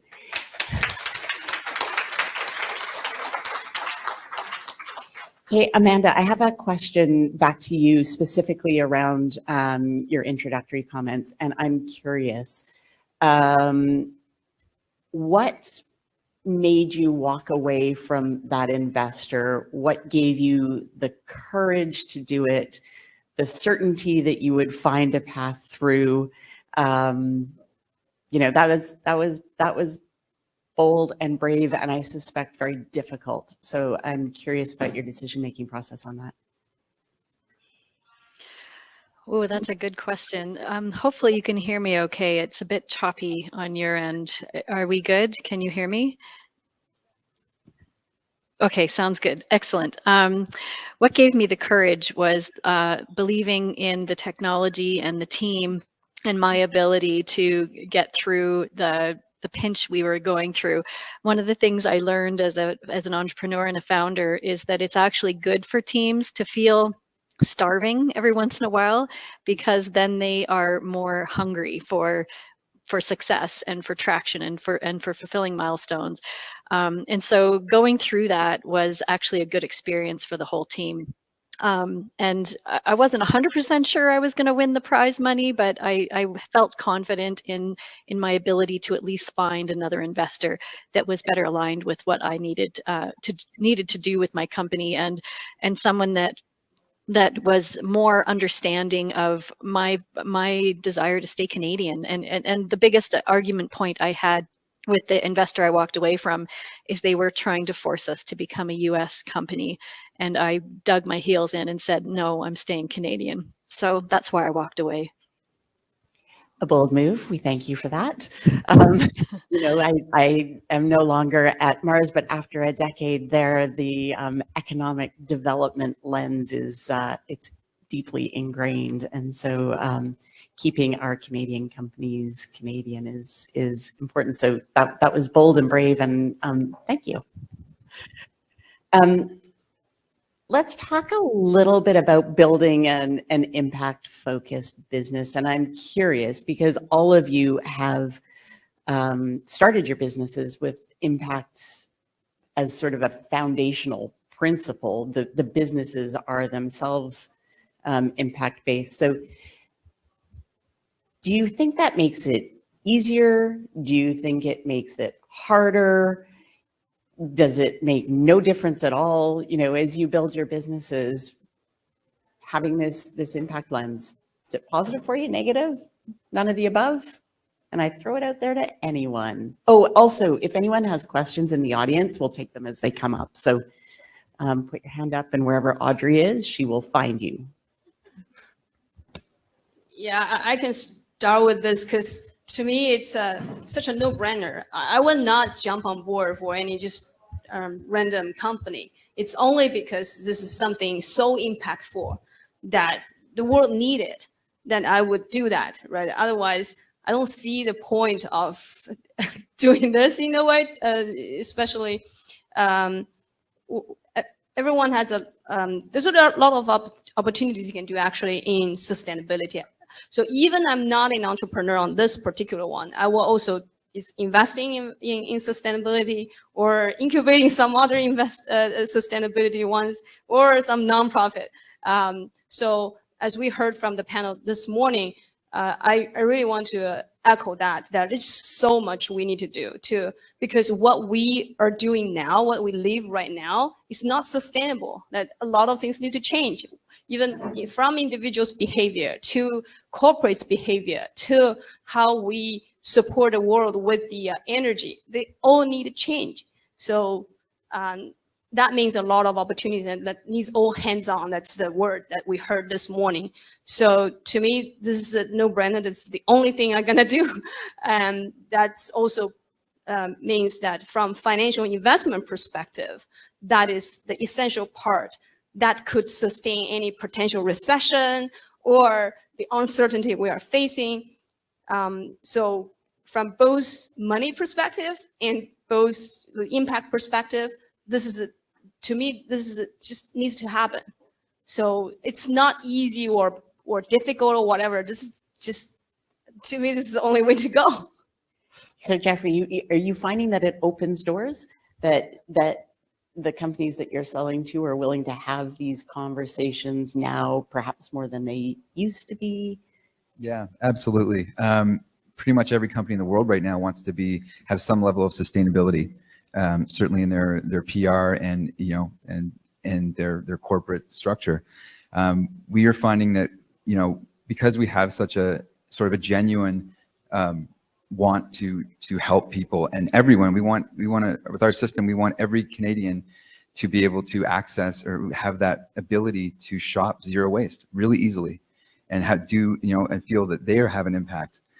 Businesses as well. They want to, we're dealing with businesses from all over the world. Like we didn't expect, we went out to some trade shows in North America and we're getting, intake from all over the world. Everybody wants to be on board with ESG, everybody. And I think that now more than ever, it's important, for our planet. And with this triple bottom line here today, usually, business, the profit should be to support people and planet, not vice versa. And that's what, and everybody at our company is working there because they feel it's purposeful, including myself. I will only work at jobs or companies that I feel that I want to be there. And we're experiencing a lot of success right now because of our people and that we're doing something for the planet. Yeah, I can speak to that as well. I think business as a force for good is starting to really take hold, as you just said, like customers are asking for that. And so there doesn't have to be a divide anymore between doing good and making money. I think there are opportunities to have a successful business with the new markets. Obviously everyone probably saw the new IPCC report out on Monday. And I think I feel the same way. Like this is the time where we need to have all hands on deck. And for me personally, and I know for our team, that's what drives us to want to, get to market as quickly as possible. And we do have the demand really. So my background is in economics, and really the economics makes sense to want to mitigate carbon for our customers, not just for the planet, but for their risk management, their bottom line. It's great to see collaboration. So that is part of our our value as a company, is collaborating with everything from we've had the Capital Angel Network here in Ottawa support us. Really proud to say we had the largest round that they've ever done, and 50% of our investors are female. and some of them on this panel and in this room. You know, Invest Ottawa has been an amazing supporter. I think I was one of those 4 originals here as a female founder, and really, you know, the collaboration there. I met my co-founder at the Impact Hub, where I was working in a social innovation incubator here in Ottawa. And then the government funding that's come to support us. So IRAP and SDTC, you know, and a lot of the folks in the room who have been mentors, even if we're a little bit early for some of the bigger funders like BDC and others. We're funded by the Natural Gas Innovation Fund in Alberta, coming from industry. The X Prize was actually funded by COSIA, the Canadian Oil Sands Innovation Alliance. I could just go on with all the partners, where you're having civil society, business, government, academic, all coming together to solve a pressing problem. And as Tom Rand from Arcturn Ventures said at our X Prize conference, if you solve a big problem, there's a big reward. So I think that's kind of our eye on the prize as well. Okay, so I'm going to paraphrase the 4 of you that have gone so far, and then I'm coming back to you, Mac, and you're not escaping. And essentially what I'm hearing you say is, because you have this environmental sustainability angle, it is easier for you to build the businesses. I'm going to poke some holes in that at some point, I think.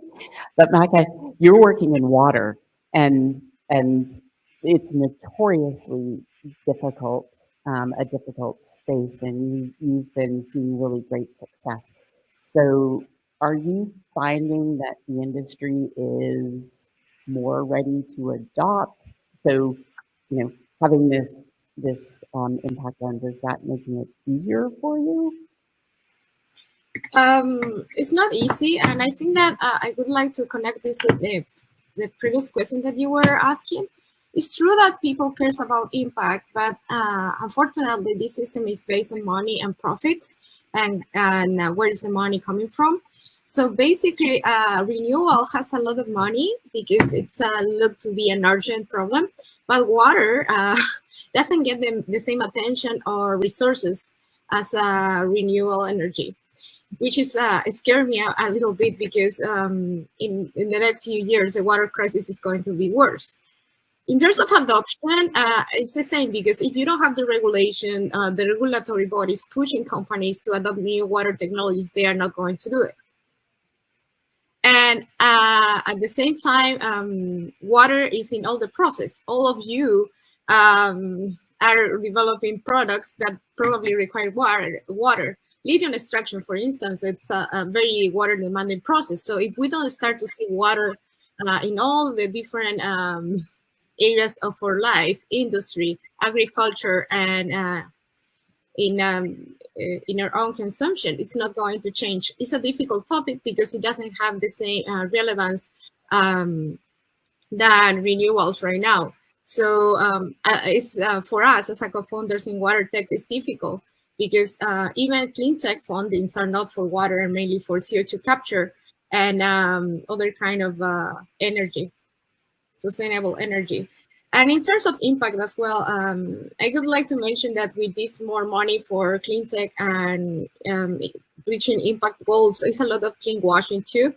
And I would like to highlight that the way that we see impact in all the different areas of our business, in all the value chain. It's not just the product that we put in the market, it's our interaction with the communities, where are the products, the pieces coming from, how we integrate this with the community, how we work with our team, because sometimes we can have a huge impact, but we are not even able to be respectful with the people working in our companies. So it's very important to understand that impact is not just clean tech. In fact, UN consider it like a gender equality, minorities inclusion, as well as a part of the SDG goals. So it's like not just CO2 or renewable energy, and I would like to point this a little bit. Yeah, I think that I think everything you just said is super important. And given that we've got a large part of the community in the room here, what from the water perspective, because I think you're right, energy and carbon dioxide removal, et cetera. It's getting a lot of attention from the water perspective. What needs to happen to allow your business to thrive? Who needs to come together? What pieces need to be put in place? Because it's very hard for a startup to be the one driving all of those pieces when I think you probably need regulatory change, government support, et cetera, et cetera. So what needs to happen?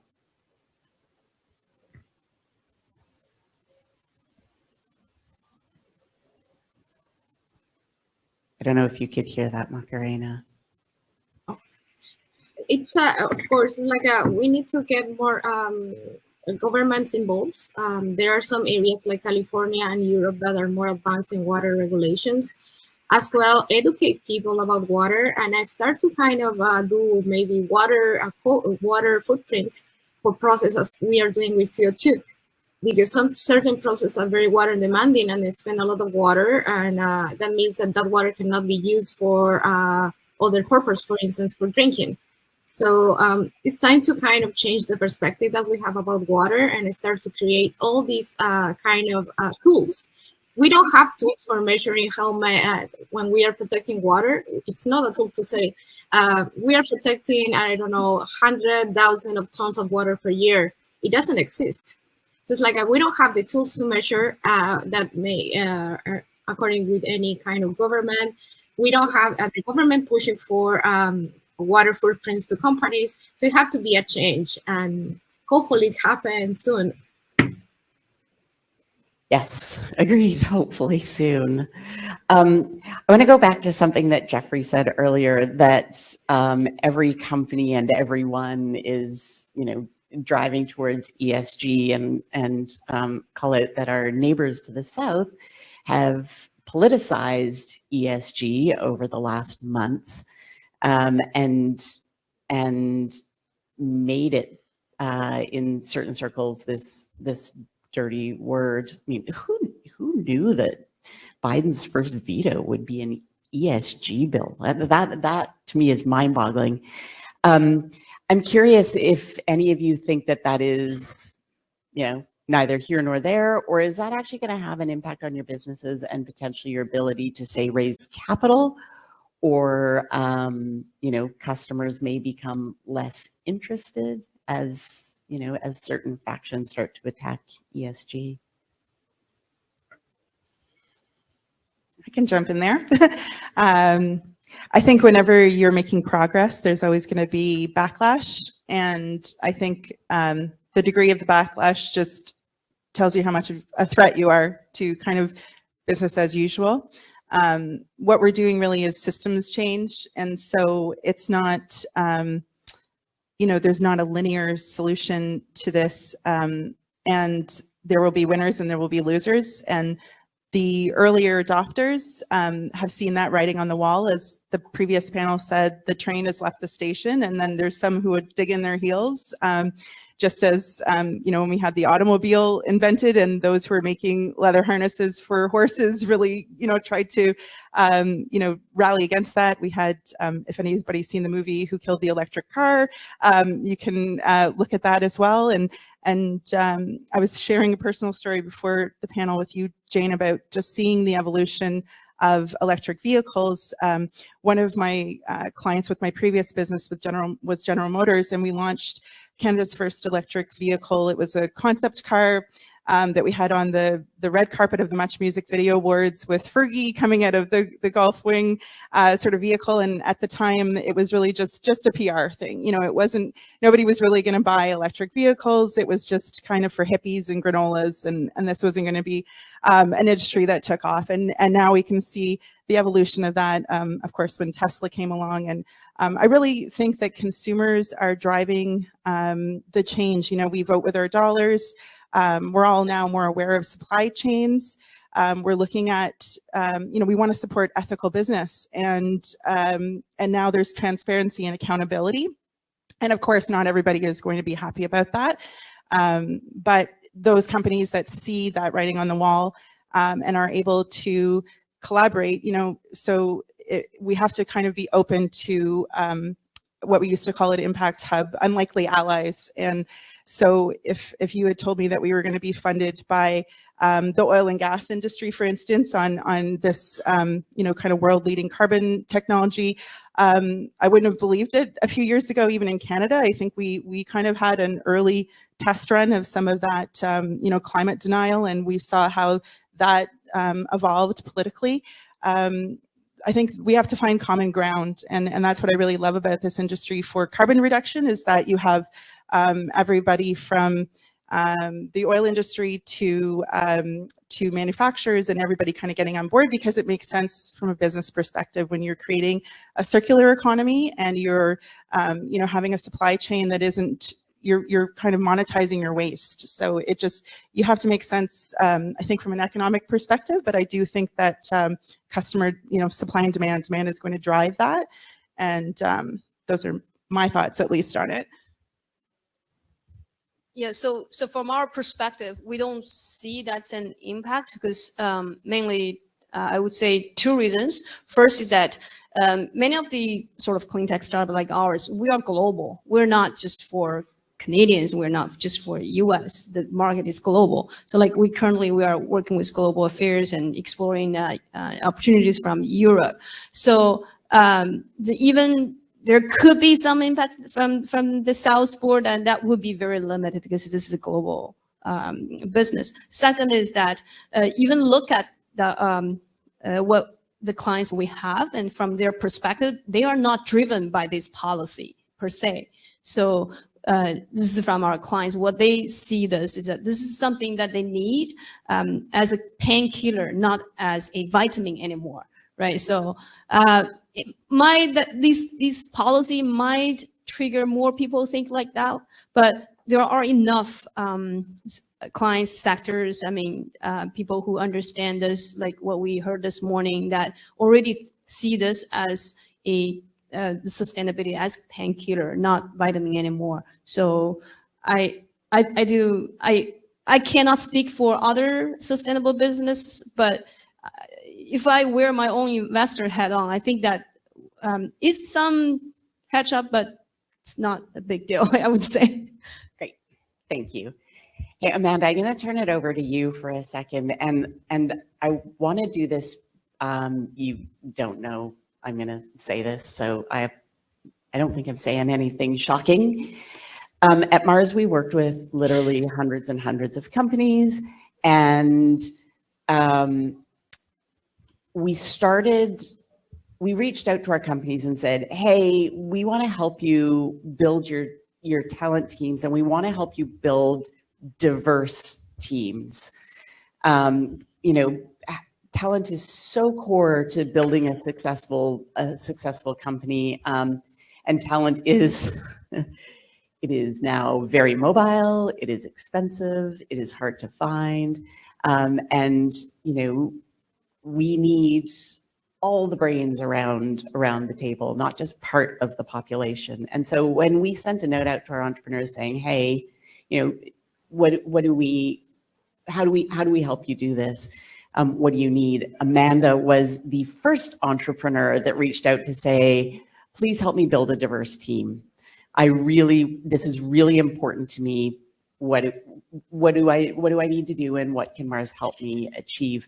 So Amanda, handing it over for you to just talk a little bit about your journey of building a strong team, a cohesive team, and any lessons learned and recommendations for entrepreneurs that are trying to build strong, diverse teams.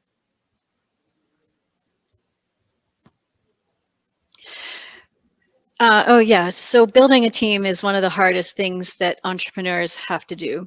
And I say have to because you can't do it alone. If you want to go anywhere as a business, you need to have an incredible team supporting you. So getting diversity into a science-based company where engineering and mining and technology development and scale up and field work is the primary operations that we do is extremely challenging to make sure that there's equality in gender diversity. It's easy to find racial diversity because there's so many men from all over the world that are experienced in this space, but it's hard to find women And so I actually force it in my company, and I don't let off on that. So I'll talk to managers and say, hey, your next hire has to be a woman. And I won't even apologize for that, because the last 3 were men and you need more diversity on your team. And they look at me and they sigh and they say, okay, we'll do our best. So it's hard to do, but it's very, very, very important. And I see a shift in teams in the way they communicate and in their psychological safety and in the way they hold on to values when women are at the table at the same time as men. And so there's no question in my mind that it's an incredibly important part of building an intelligent group of people that are trying to get to the moon. You know, like this is not easy, and you can't do it with only 50% of the population. Agreed. Sonia, how many minutes do I have left? 2 minutes. Okay. So I have like 30 more questions on my pages.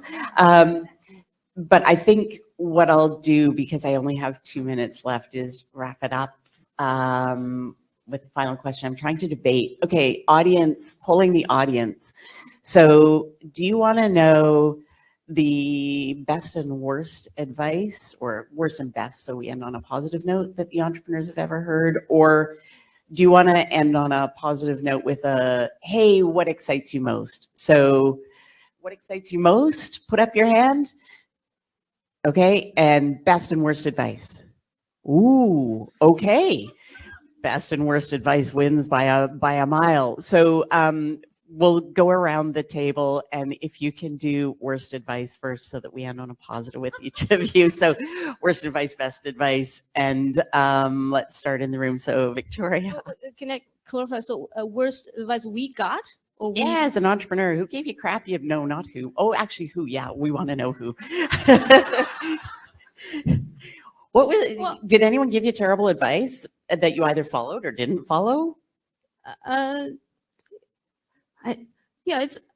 probably tend to not to follow advice just right away, but I don't think I have any advice they haven't really processed and then just say no. So it's hard. I think every advice is a good advice. Okay, so that's good. So then so what's the best advice? Best advice to me as an entrepreneur, right? Yeah, that probably from Mars, right? So yeah, we are a Mars Women in Clean Tech program, as well as Amanda and Heather. So we are so grateful to be there and got great advice. I can recall that it's the Mars advisors that really helped me through the sort of most vulnerable stage that we are as a company when we're dealing with sort of talent, well, not just some churns in team. I would say, yeah, that's, dealing with people is always the toughest part. Dealing with facts and data are easier. So that's the advice I received from Mars advisors to help me through understand how to sort of deal with the tough conversations I need to have to let people go. And yeah, that's the best advice I received. Actually, that's from Mars. So Heather. Try to be quick. I think, yeah, we get a lot of advice from all different places, and Mars Women in Clean Tech has been amazing. I have to give a shout out to Rick Van Sant, who always gives me amazing advice. One of my key advisors. I think you have to kind of weigh it as an entrepreneur and trust your instincts. Some of the, I guess, bad advice, or maybe it's relevant to what's going on in the tech world right now with SVB and kind of getting too big too soon. So there's a lot of push. You have a lot of pressure to, really goes back to what we measure. So revenue, headcount, all those kinds of traditional metrics. As a social impact business, we're also trying to have other metrics of success, like how many carbon, tons of carbons we remove, or our diversity and inclusion metrics. And so I think you just have to kind of listen to your gut, and slow and steady wins the race, being strategic. I would say the worst advice I ever got was don't involve lawyers. That was in my first business, and in my second business, I learned have all of your your legal expertise up front. Get a really great lawyer. That's been instrumental for us to really build a solid foundation as well. It's a good one. I would say just try and fail. Honestly, it seems counterintuitive, but because in our development we've failed so often, it's strengthened the path that we're on now to success, because we know the options that we did originally didn't work out. So, the only way to success is just to continually try and fail, and then you'll succeed. Nice. Macarena. I have two bad advice that I would like to highlight. One was like entrepreneurs should have a life at all, like you should work 24/7. And I think that everyone works a lot when it's an entrepreneur, but at the same time, you need to have spaces to recharge, like doing sport or spending time with your family or friends.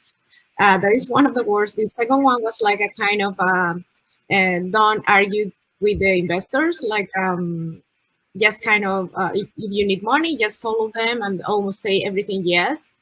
I think that is a terrible advice. If you cannot even be able to negotiate or have a discussion with an investor, it's not going to be the right investor for your company.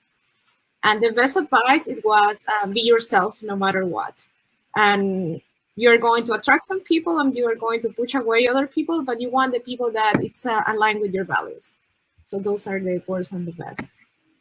That's awesome. And as an investor, yeah, if you can't have a relationship where you can discuss things with your entrepreneurs, it's not the right relationship. I think Amanda can probably speak to that given what we were talking about earlier. Okay, Amanda.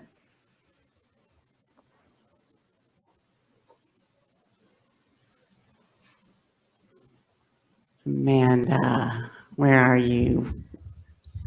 There you are. Worst and best. Sorry, I'm just catching up. There's a bit of delay here. Having a good relationship with your investor is paramount indeed.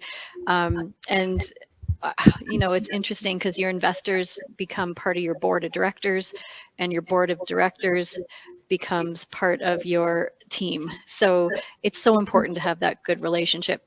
But back to the best and worst advice I've ever gotten.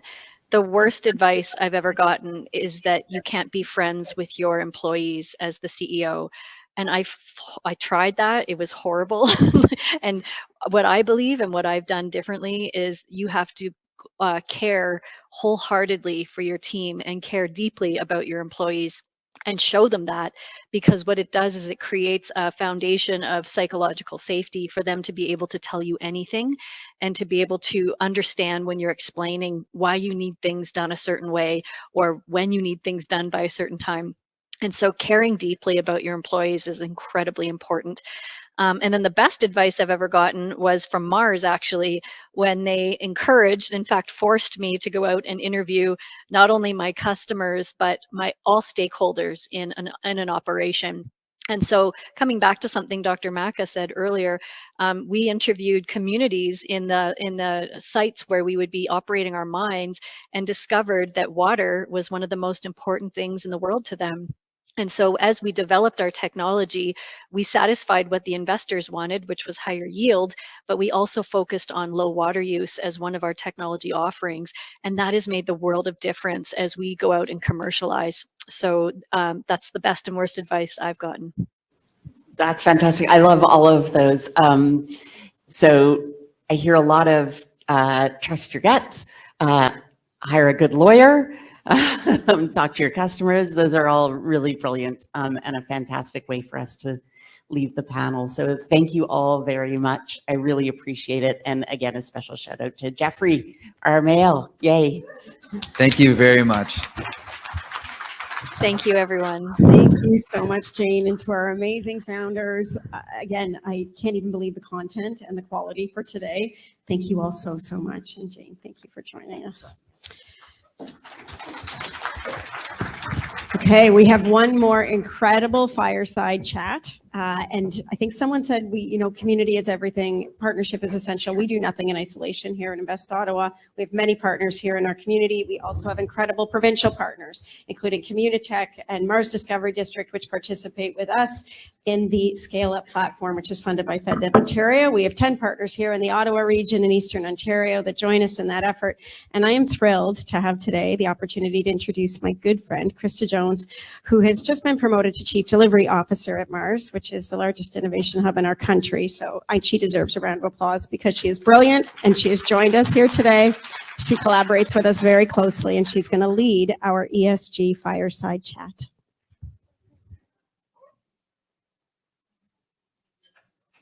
I have to follow Jane's suit and give a shout out to Sonia because it's in Sonia's way. We're both here because of a relationship to her, but she didn't tell us. So we only found out this morning. So we're still celebrating Sonia ourselves.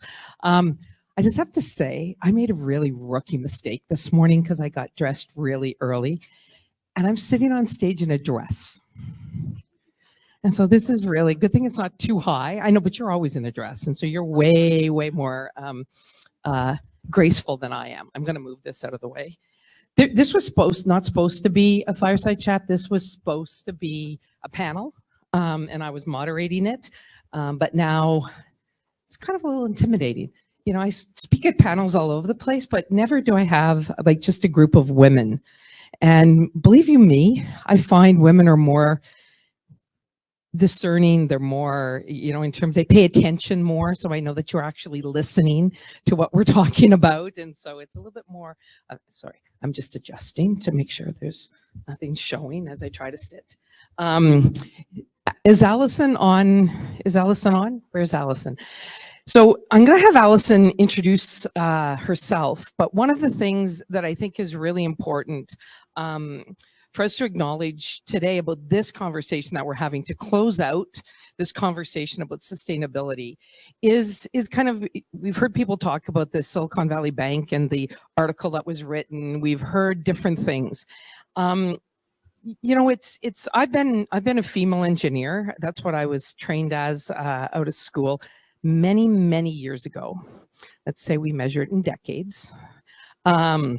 I won't tell you how many, but one of the things about that is when I started my career, a panel like this didn't exist. You would never be having a conversation with a woman who leads one of the largest innovation hubs, not just in Canada, but globally, from a delivery of venture services and a lot of programs to increase kind of the commercialization of tech and science, speaking to the Senior Vice President at the Business Development Bank of Canada, who's in charge of their fund of funds and directing a significant portion of Canadian money to the right capital providers to put out. So Allison and I, the fact that we're here is a testament to what this topic is all about, which is ESG.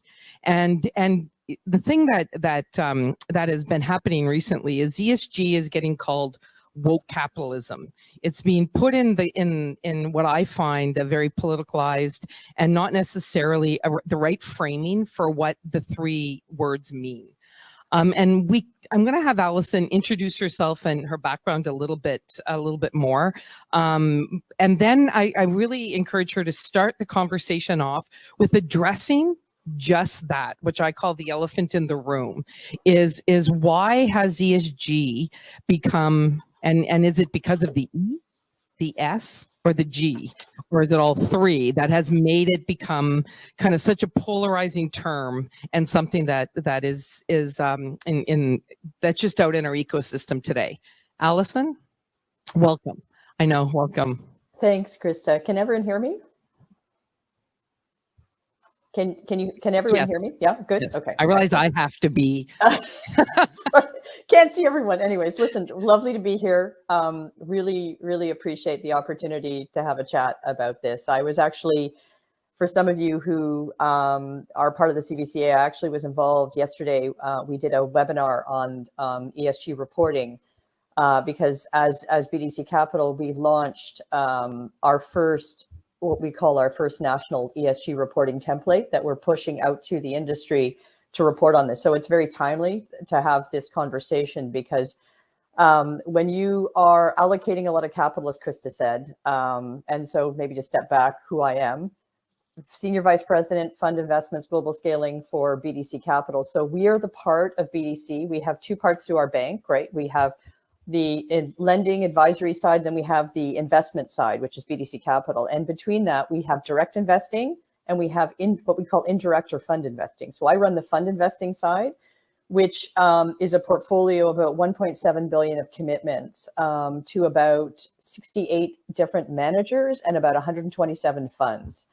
And, you know, we are deploying, you know, significant amounts of capital, both to existing managers and new and emerging managers every year. And to the point that Krista mentioned about ESG and diversity, in the effort to, one of the big passions that we have as BDC Capital is to bring greater diversity and greater inclusion into the VC asset class. So a big part of our program over the last few years has been supporting new and diverse managers who are addressing effectively underserved entrepreneurs. So that's you know, as well as investing and supporting mainstream investors. My background is a little unusual. I came to venture from the big private equity side. In fact, most of my career was in Asia, investing and at the larger end private equity. Infrastructure related. So when I came to BDC, it was very much sort of getting to know the Canadian ecosystem. And I think, you know, it's been a tremendous run for the industry over the last 13 years. And we've seen incredible growth in venture and the number of interesting and new managers and great entrepreneurs out there doing things. But, you know, as that's evolved, I would say it certainly evolved from a place of, a very traditional looking VC landscape, right? Which was, I don't know, Krista, how it was for you when you started from the VC lens, but I was amazed at how male oriented it was.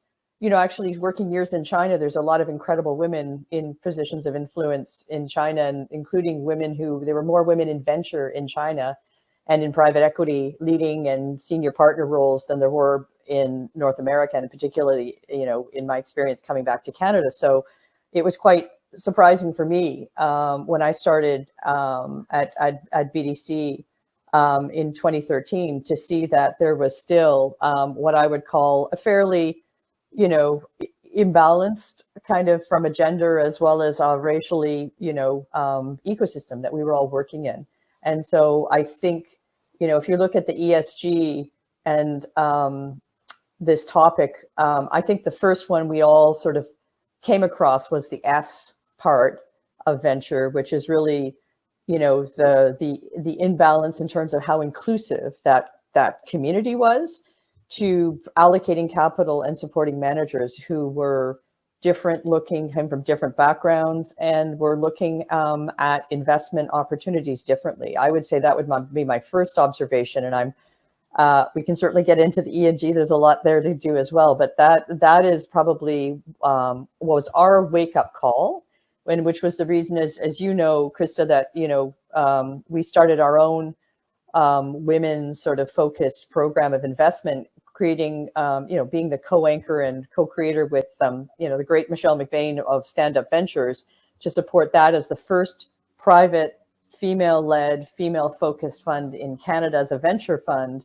and going from there to create the Women in Tech fund that my colleague Michelle Scarborough runs internally, you know, migrating that through to having this larger Thrive program that we have now, which is a new $500 million program for supporting women that includes both investing in women-led, co-led GPs, investing directly through Michelle's fund in women-led ventures, or women-led tech companies, and the third are labs, what we call our Thrive Lab, which is really sort of supporting, you know, companies that women are leading, co-leading, that are perhaps not classic venture profile, but have that need for an equity type support, and working with partners in the market who are doing that great work at the pre-seed seed level with some of these founders.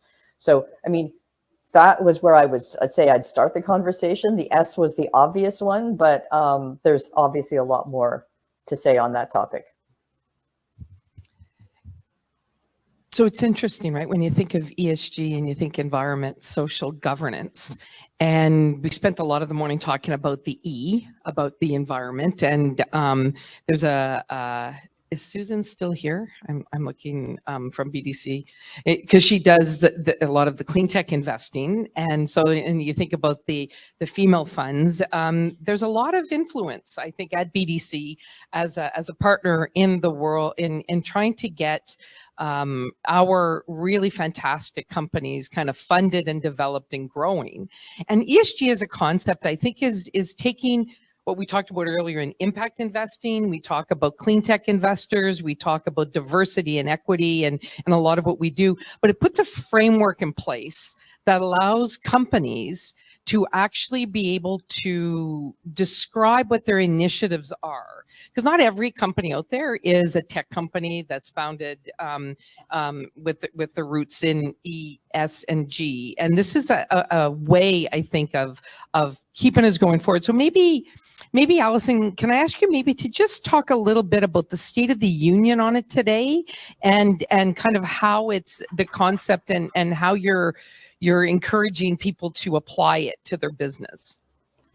Yeah, no, happy to do that, because I think, it's interesting. One of the things I didn't mention is outside of my role at BDC, I'm currently chair of the board of the Institutional Limited Partners Association, which is a group of the largest institutional investors globally, representing about 3 trillion of assets and about 60% of all the private equity activity that happens globally in the world.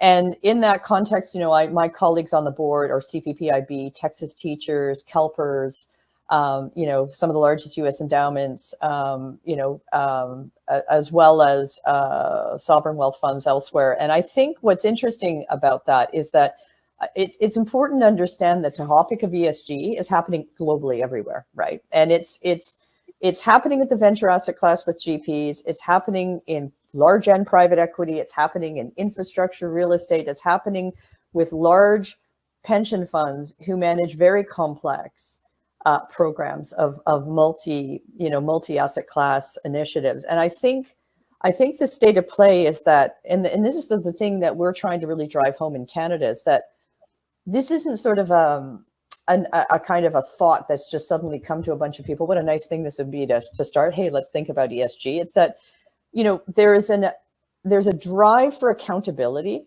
and transparency in the industry that all of us, and so as investors, our boards are, in our case, the government of Canada, as we're a government-owned financial institution, wanting to know what is your GHG footprint through the investments that you are making, both directly into companies as well as into funds.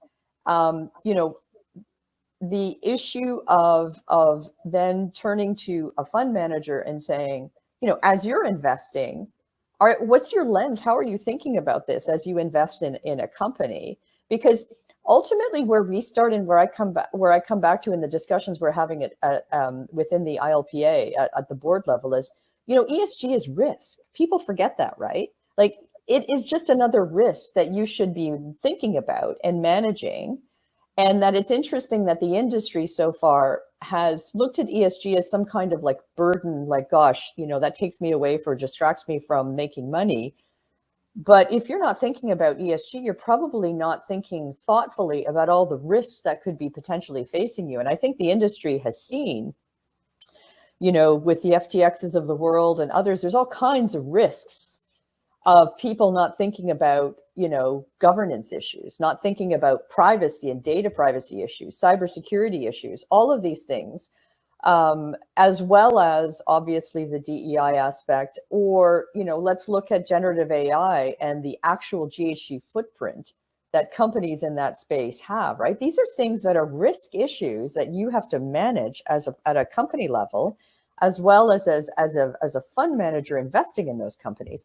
And your stakeholders, including your investors, are looking for this. So I think that's where we try to turn the conversation when we as investors sort of deal with a skeptical audience, because I think people tend to think, well, ESG is for impact people. I have a purpose to do something meaningful with this company, and that's great.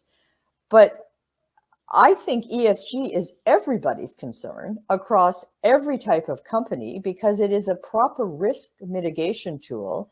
And then the second thing I keep, going on about now, when we talk to both managers and portfolio companies, it's a value creation tool, right? If you look through the lens of how, as a company, you're building your service or your product, and you're thinking about ESG implications, you're ultimately building a company that's more sustainable, that has a resilience to it, and that will be a more valuable company at that exit, both for you and your investors, right? So, I've come to this phrase to try to, get things back to the economics when people pay attention, right? Which is, there's a market multiple to ESG. You actually have a more successful outcome.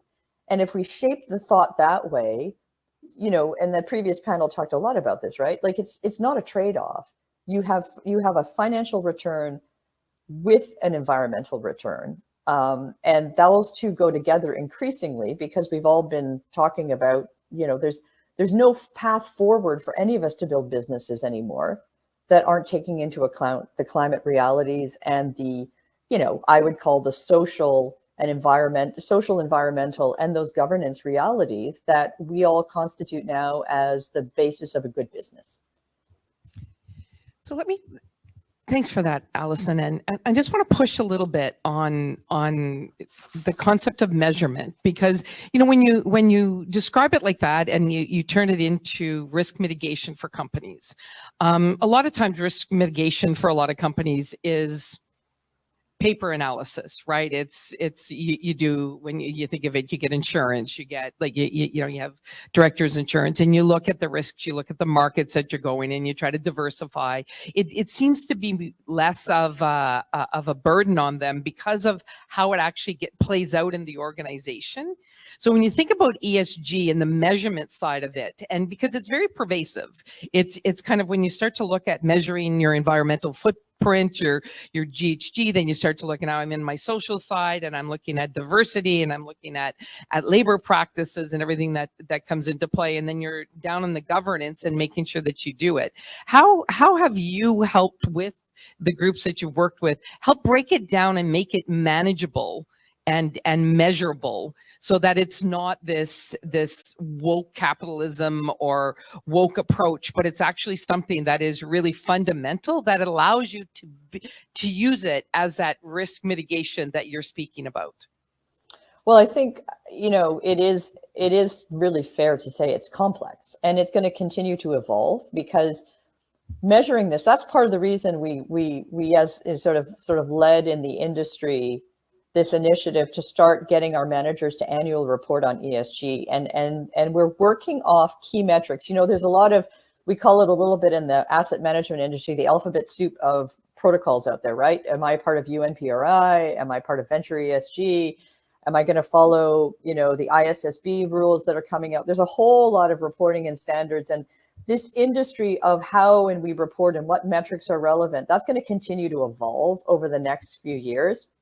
And at the public end, the big public side, right, you're going to have a lot faster movement of regulation to saying, hey, if you're a company and you're listed on the Toronto Stock Exchange, here's what you need to do. And that's going to be driven by some of the published material that'll come out of the International Sustainability Standards Board, right, the IFRS, which is being launched in June.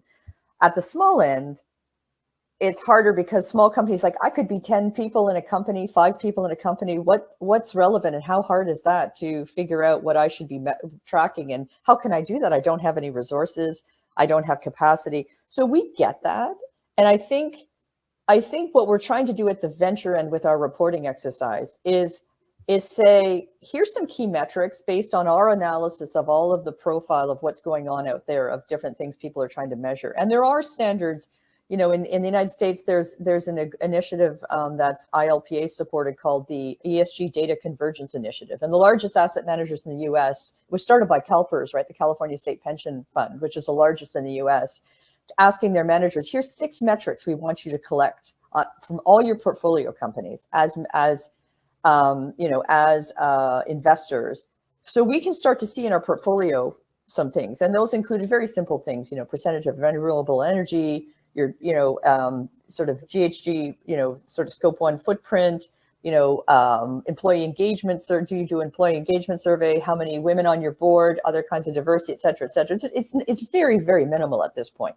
But that starts the discussion about, hey, if I'm starting to measure this, I start to see what maybe is the variability in my portfolio if I'm a manager. And if I'm a company and this data is being collected, as we did, for example, our DEI data last year, where we put it on our website as anonymized, aggregated. So you as a company, you as a manager can see what's the benchmark of what's going on. It allows you to start to understand how you compare and how you should be thinking about things. Because my view is, until you start trying to measure, you don't know what the problem is, right? Like you only start to work on things once you've collected some data and facts around it. So I get we can be overwhelmed by, like, where do we start? But I think what we're trying to do with the industry is, here's a few key metrics. We're asking now portfolio companies, we're asking managers to collect, and some of them are going to be hard at the beginning.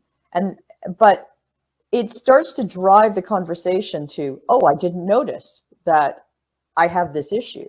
And then it becomes a question of, how do we then engage with that information with the industry on a dialogue to get the industry better from the point of view of building capacity, giving tools?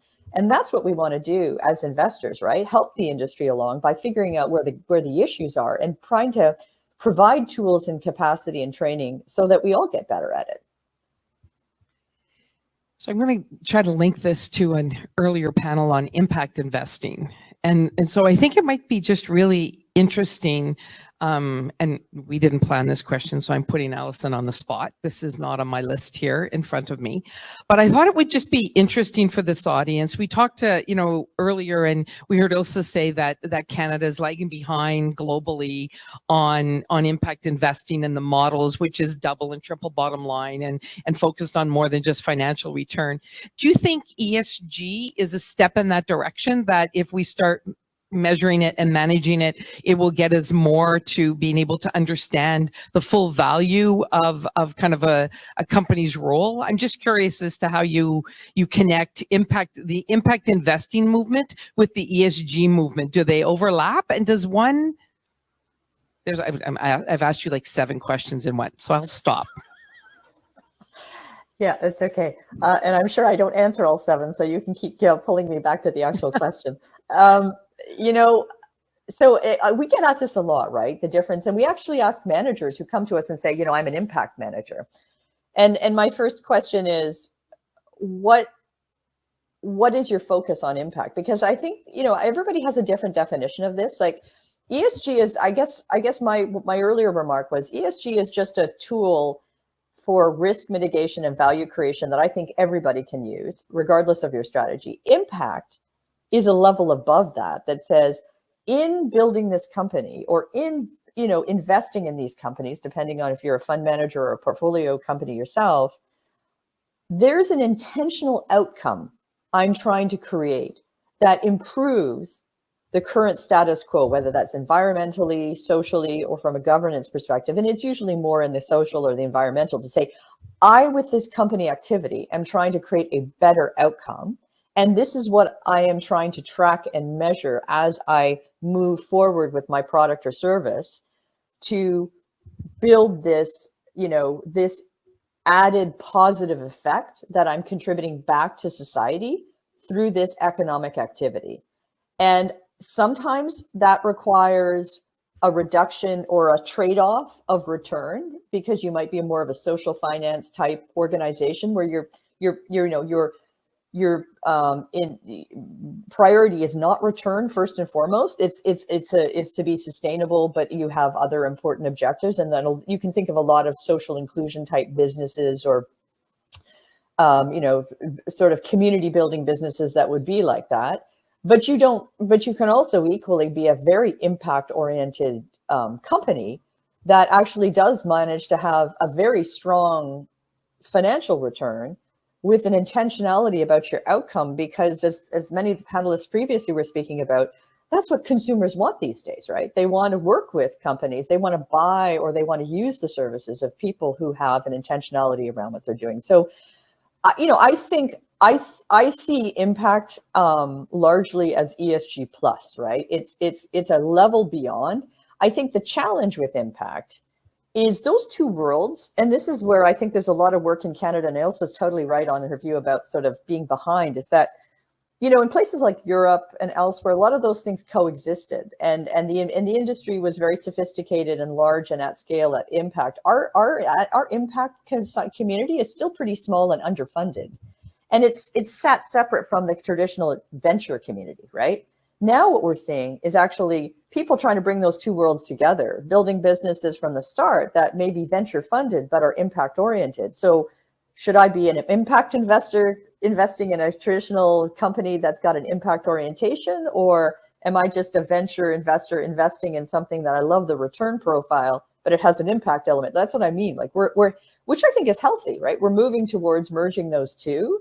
And I think it's a discussion just for the industry to think, and what we have with our managers and with companies is like, just be very thoughtful about what is it you're trying to create, because I think people start sometimes with a view that I want to be impact oriented, but that back to that discipline of reporting and measuring and thinking, what is truly the outcome you're trying to achieve, helps you focus in on what that, from an impact perspective, what that specific objective is.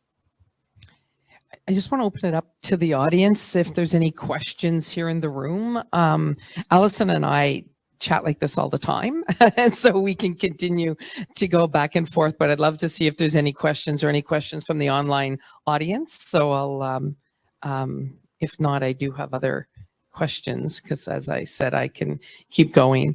One of the things that I think it's useful to tug on a thread on this, which is a couple of examples, right? So you were talking about we're starting to see things happen. I'd love for you to maybe give us one or two examples of either companies or venture firms that you think are doing this right, that are out ahead of the game and that are committed and really starting down the path.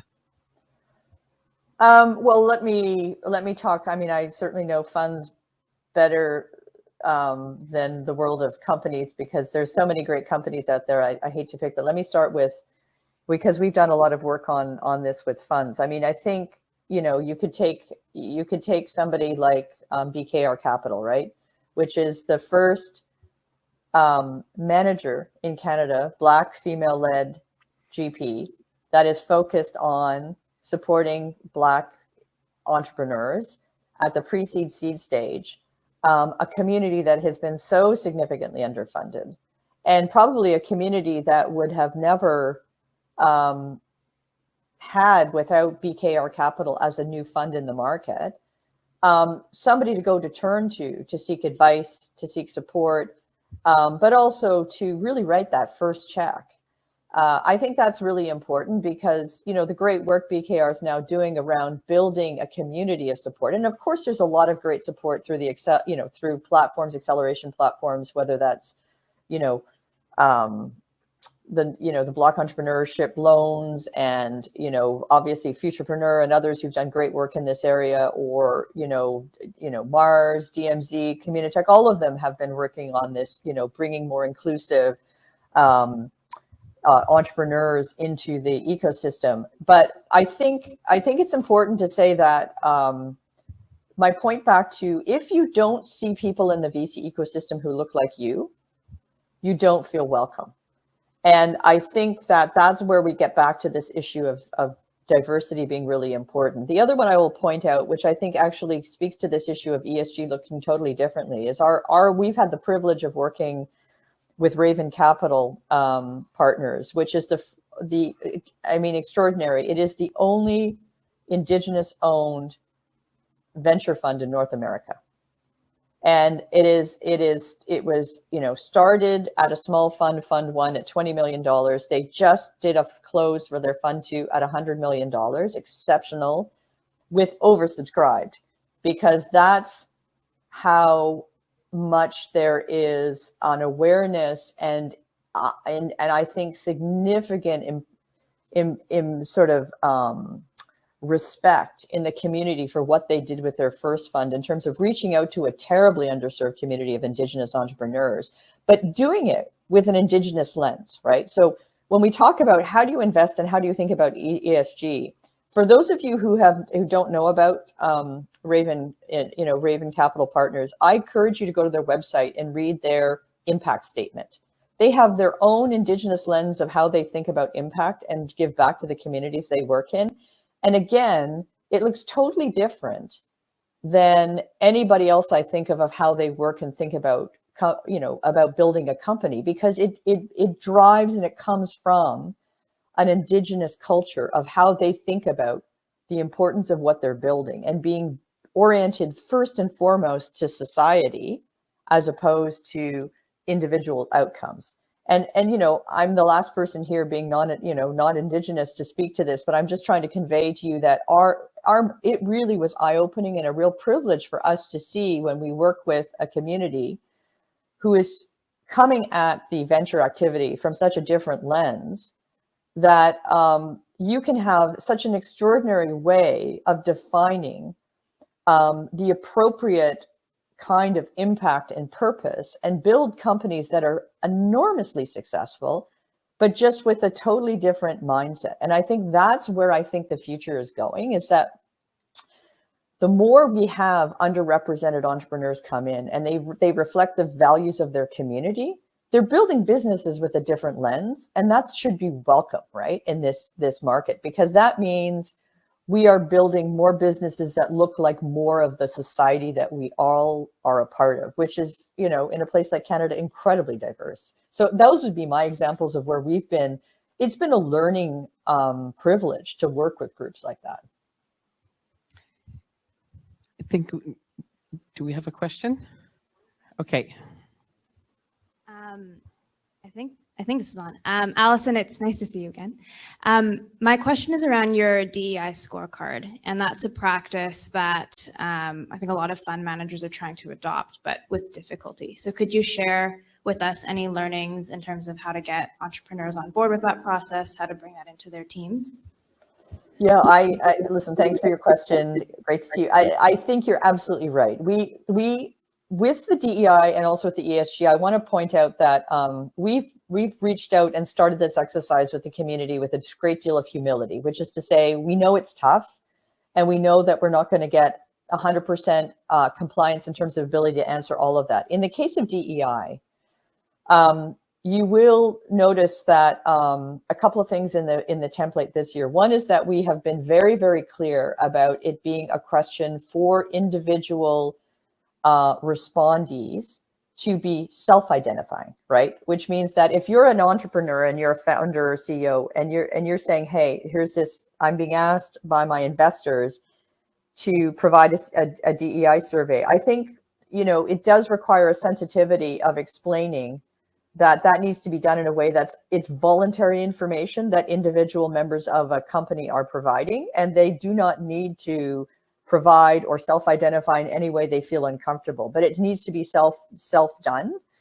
And I think the big concern we hear is like, well, what if, this is private information, how does it get handled? I mean, we've put a whole privacy code on this. This data is rolled up, anonymized, aggregated.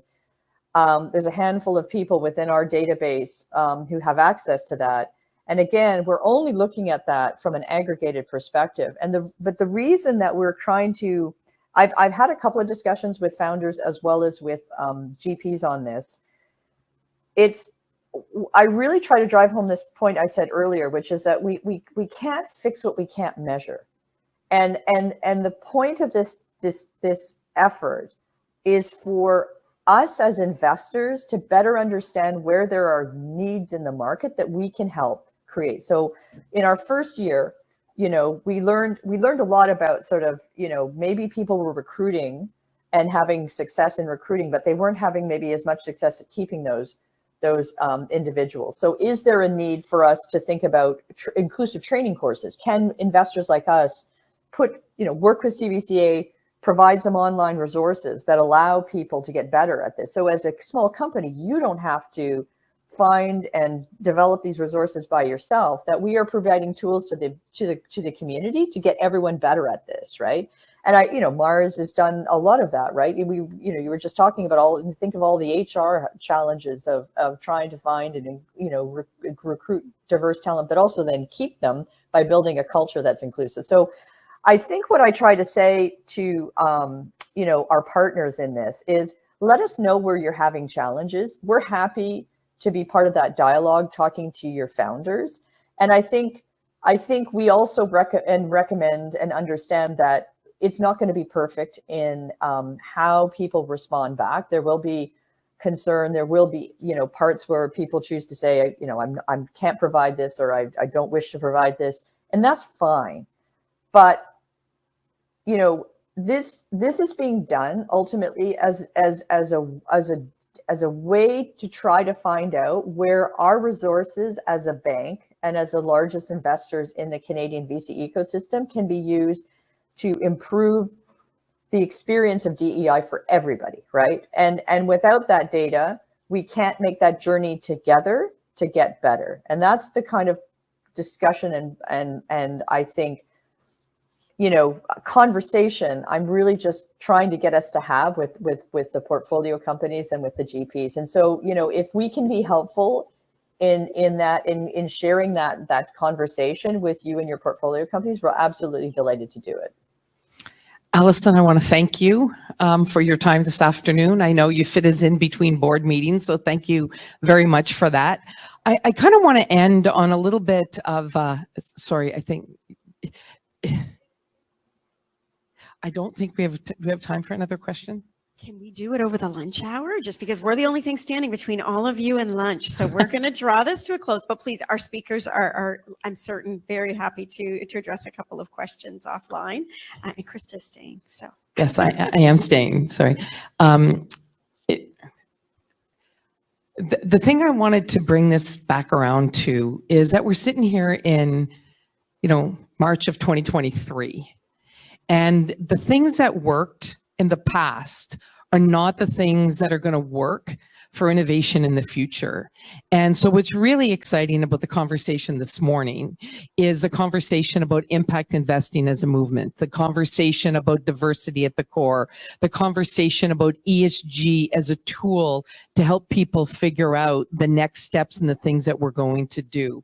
And I think that when I look around the room, whether you're working at a corporation, whether you're buying something at a store, whether you're figuring out how to invest, whether you're working at a startup, the thing that we need to do is start to take control of what we want our future companies to look like.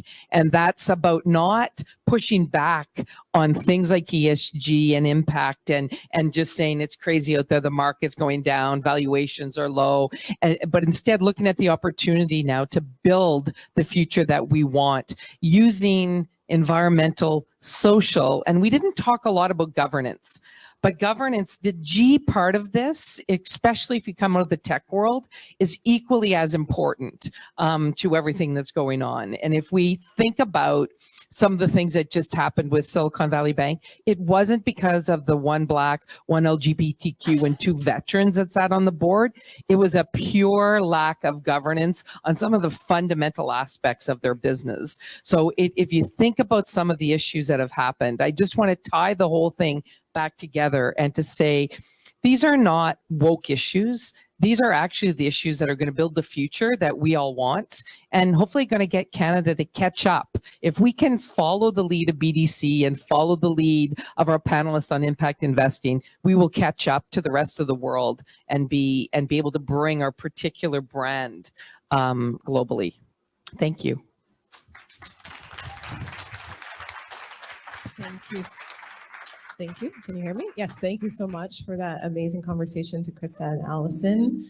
Krista, you summed everything up quite beautifully, so I don't need to stand up here and quote anything or be redundant, but I think being in conversation today has taught me some new insights around ESG, but has also confirmed a lot of the things that I already know and believe and advocate for in my day-to-day life, both as an individual and as a leader within my organization and community. We need women on all sides of the table. We need women investing in companies and organizations. We need women informing policies that are going to decide the future. And one thing I always like to say is that it's all women. So talking about women means women at the intersection of race and sexuality and ability and age. And that's something that's really important to make sure that we're intentionally focused on when we come up with these solutions about sustainability, environmental sustainability, community-based sustainability. Before we conclude Women Creating a More Sustainable World, I am going to selfishly plug the last event for International Women's Month programming happening next week. Invest Ottawa and Area X.O will host Women Driving the Smart Mobility Revolution. So another space where we need more women involved in forming. Join us to hear from leaders in autonomous vehicles, cyber, AI, advanced robotics, and drones here in the capital, across Canada and North America. You can find all the details on the Invest Ottawa website or Eventbrite page, investottawa.ca/IWW. You're not going to want to miss that conversation as well. It's going to be just as informative and just as inspirational as the conversations we had here today will be. And we're hoping that you will continue to join us, that, you know, everybody is walking away with one thing that they can do, again, as an individual or as a member of a corporation, to push forward the conversation around sustainability and ensuring that women are a part of that conversation and a part of building those solutions. I'll pass it over to Simon to say a couple words. Mic drop. I mean, there's been so much inspiration and actionable insight today. All I want to say is a heartfelt thank you to everyone who took the time to join us in person, online, all the amazing speakers, the people who traveled to be here today, my friend Shab, our team who has been working tirelessly on International Women's Week, including Audrey, our Bayview team, our marketing communications team, Katie, Claire, our venture team. There's been so many participants who have made this whole month work. I am incredibly grateful. We do have a survey for those who are on Hopin, and we'll have it up on QR code here on our screen. We really do want to create the best possible experience and deliver the most value for you. You know, we do this all the time. We deliver these types of events together as a community, and we need to hear from you to make them even better. Lunch will begin shortly, but before we wrap up, it's my privilege to hand the microphone back over to Monique Manatch, who will wrap up our beautiful land acknowledgement ceremony and bring our day to a close. Thank you. Thank you. Well, I don't know about you, but my head is swimming. And so I'm going to have to digest everything that was said today and follow up with some amazing information and action steps. And I really look forward to see where all of this is going to go. So I would like to close this space, and in doing so, we can take what we've learned, the wisdom, the friendship, the information, everything that was presented here, everything that was discussed here today, we can take it home with us. And you know, there are aspects of everything that we can take and use in our own lives, with definitely entrepreneurial skills and other business applications, but also in our personal lives and with our friends and our family and our community. So I will close this space with a few words to the Creator. Kachimigwich Jemnido, thank you for the water, for the plants, for the trees, for the ones who fly, for the ones who swim, for the ones who crawl, for the furred, for the feathered, for the four-legged, and for the two-legged. And thank you for bringing everyone here together today with open hearts, with open minds. Help us to see truth. Help us to hear beauty. Help us to speak with kindness and with compassion. And help us to work together for the betterment of all of our communities. Kachimigwich, Kachimigwich, Kachimigwich, Kachimigwich. I hope you have a wonderful rest of the day and rest of the week. And it's spring now, officially spring, and safe travels. Thank you.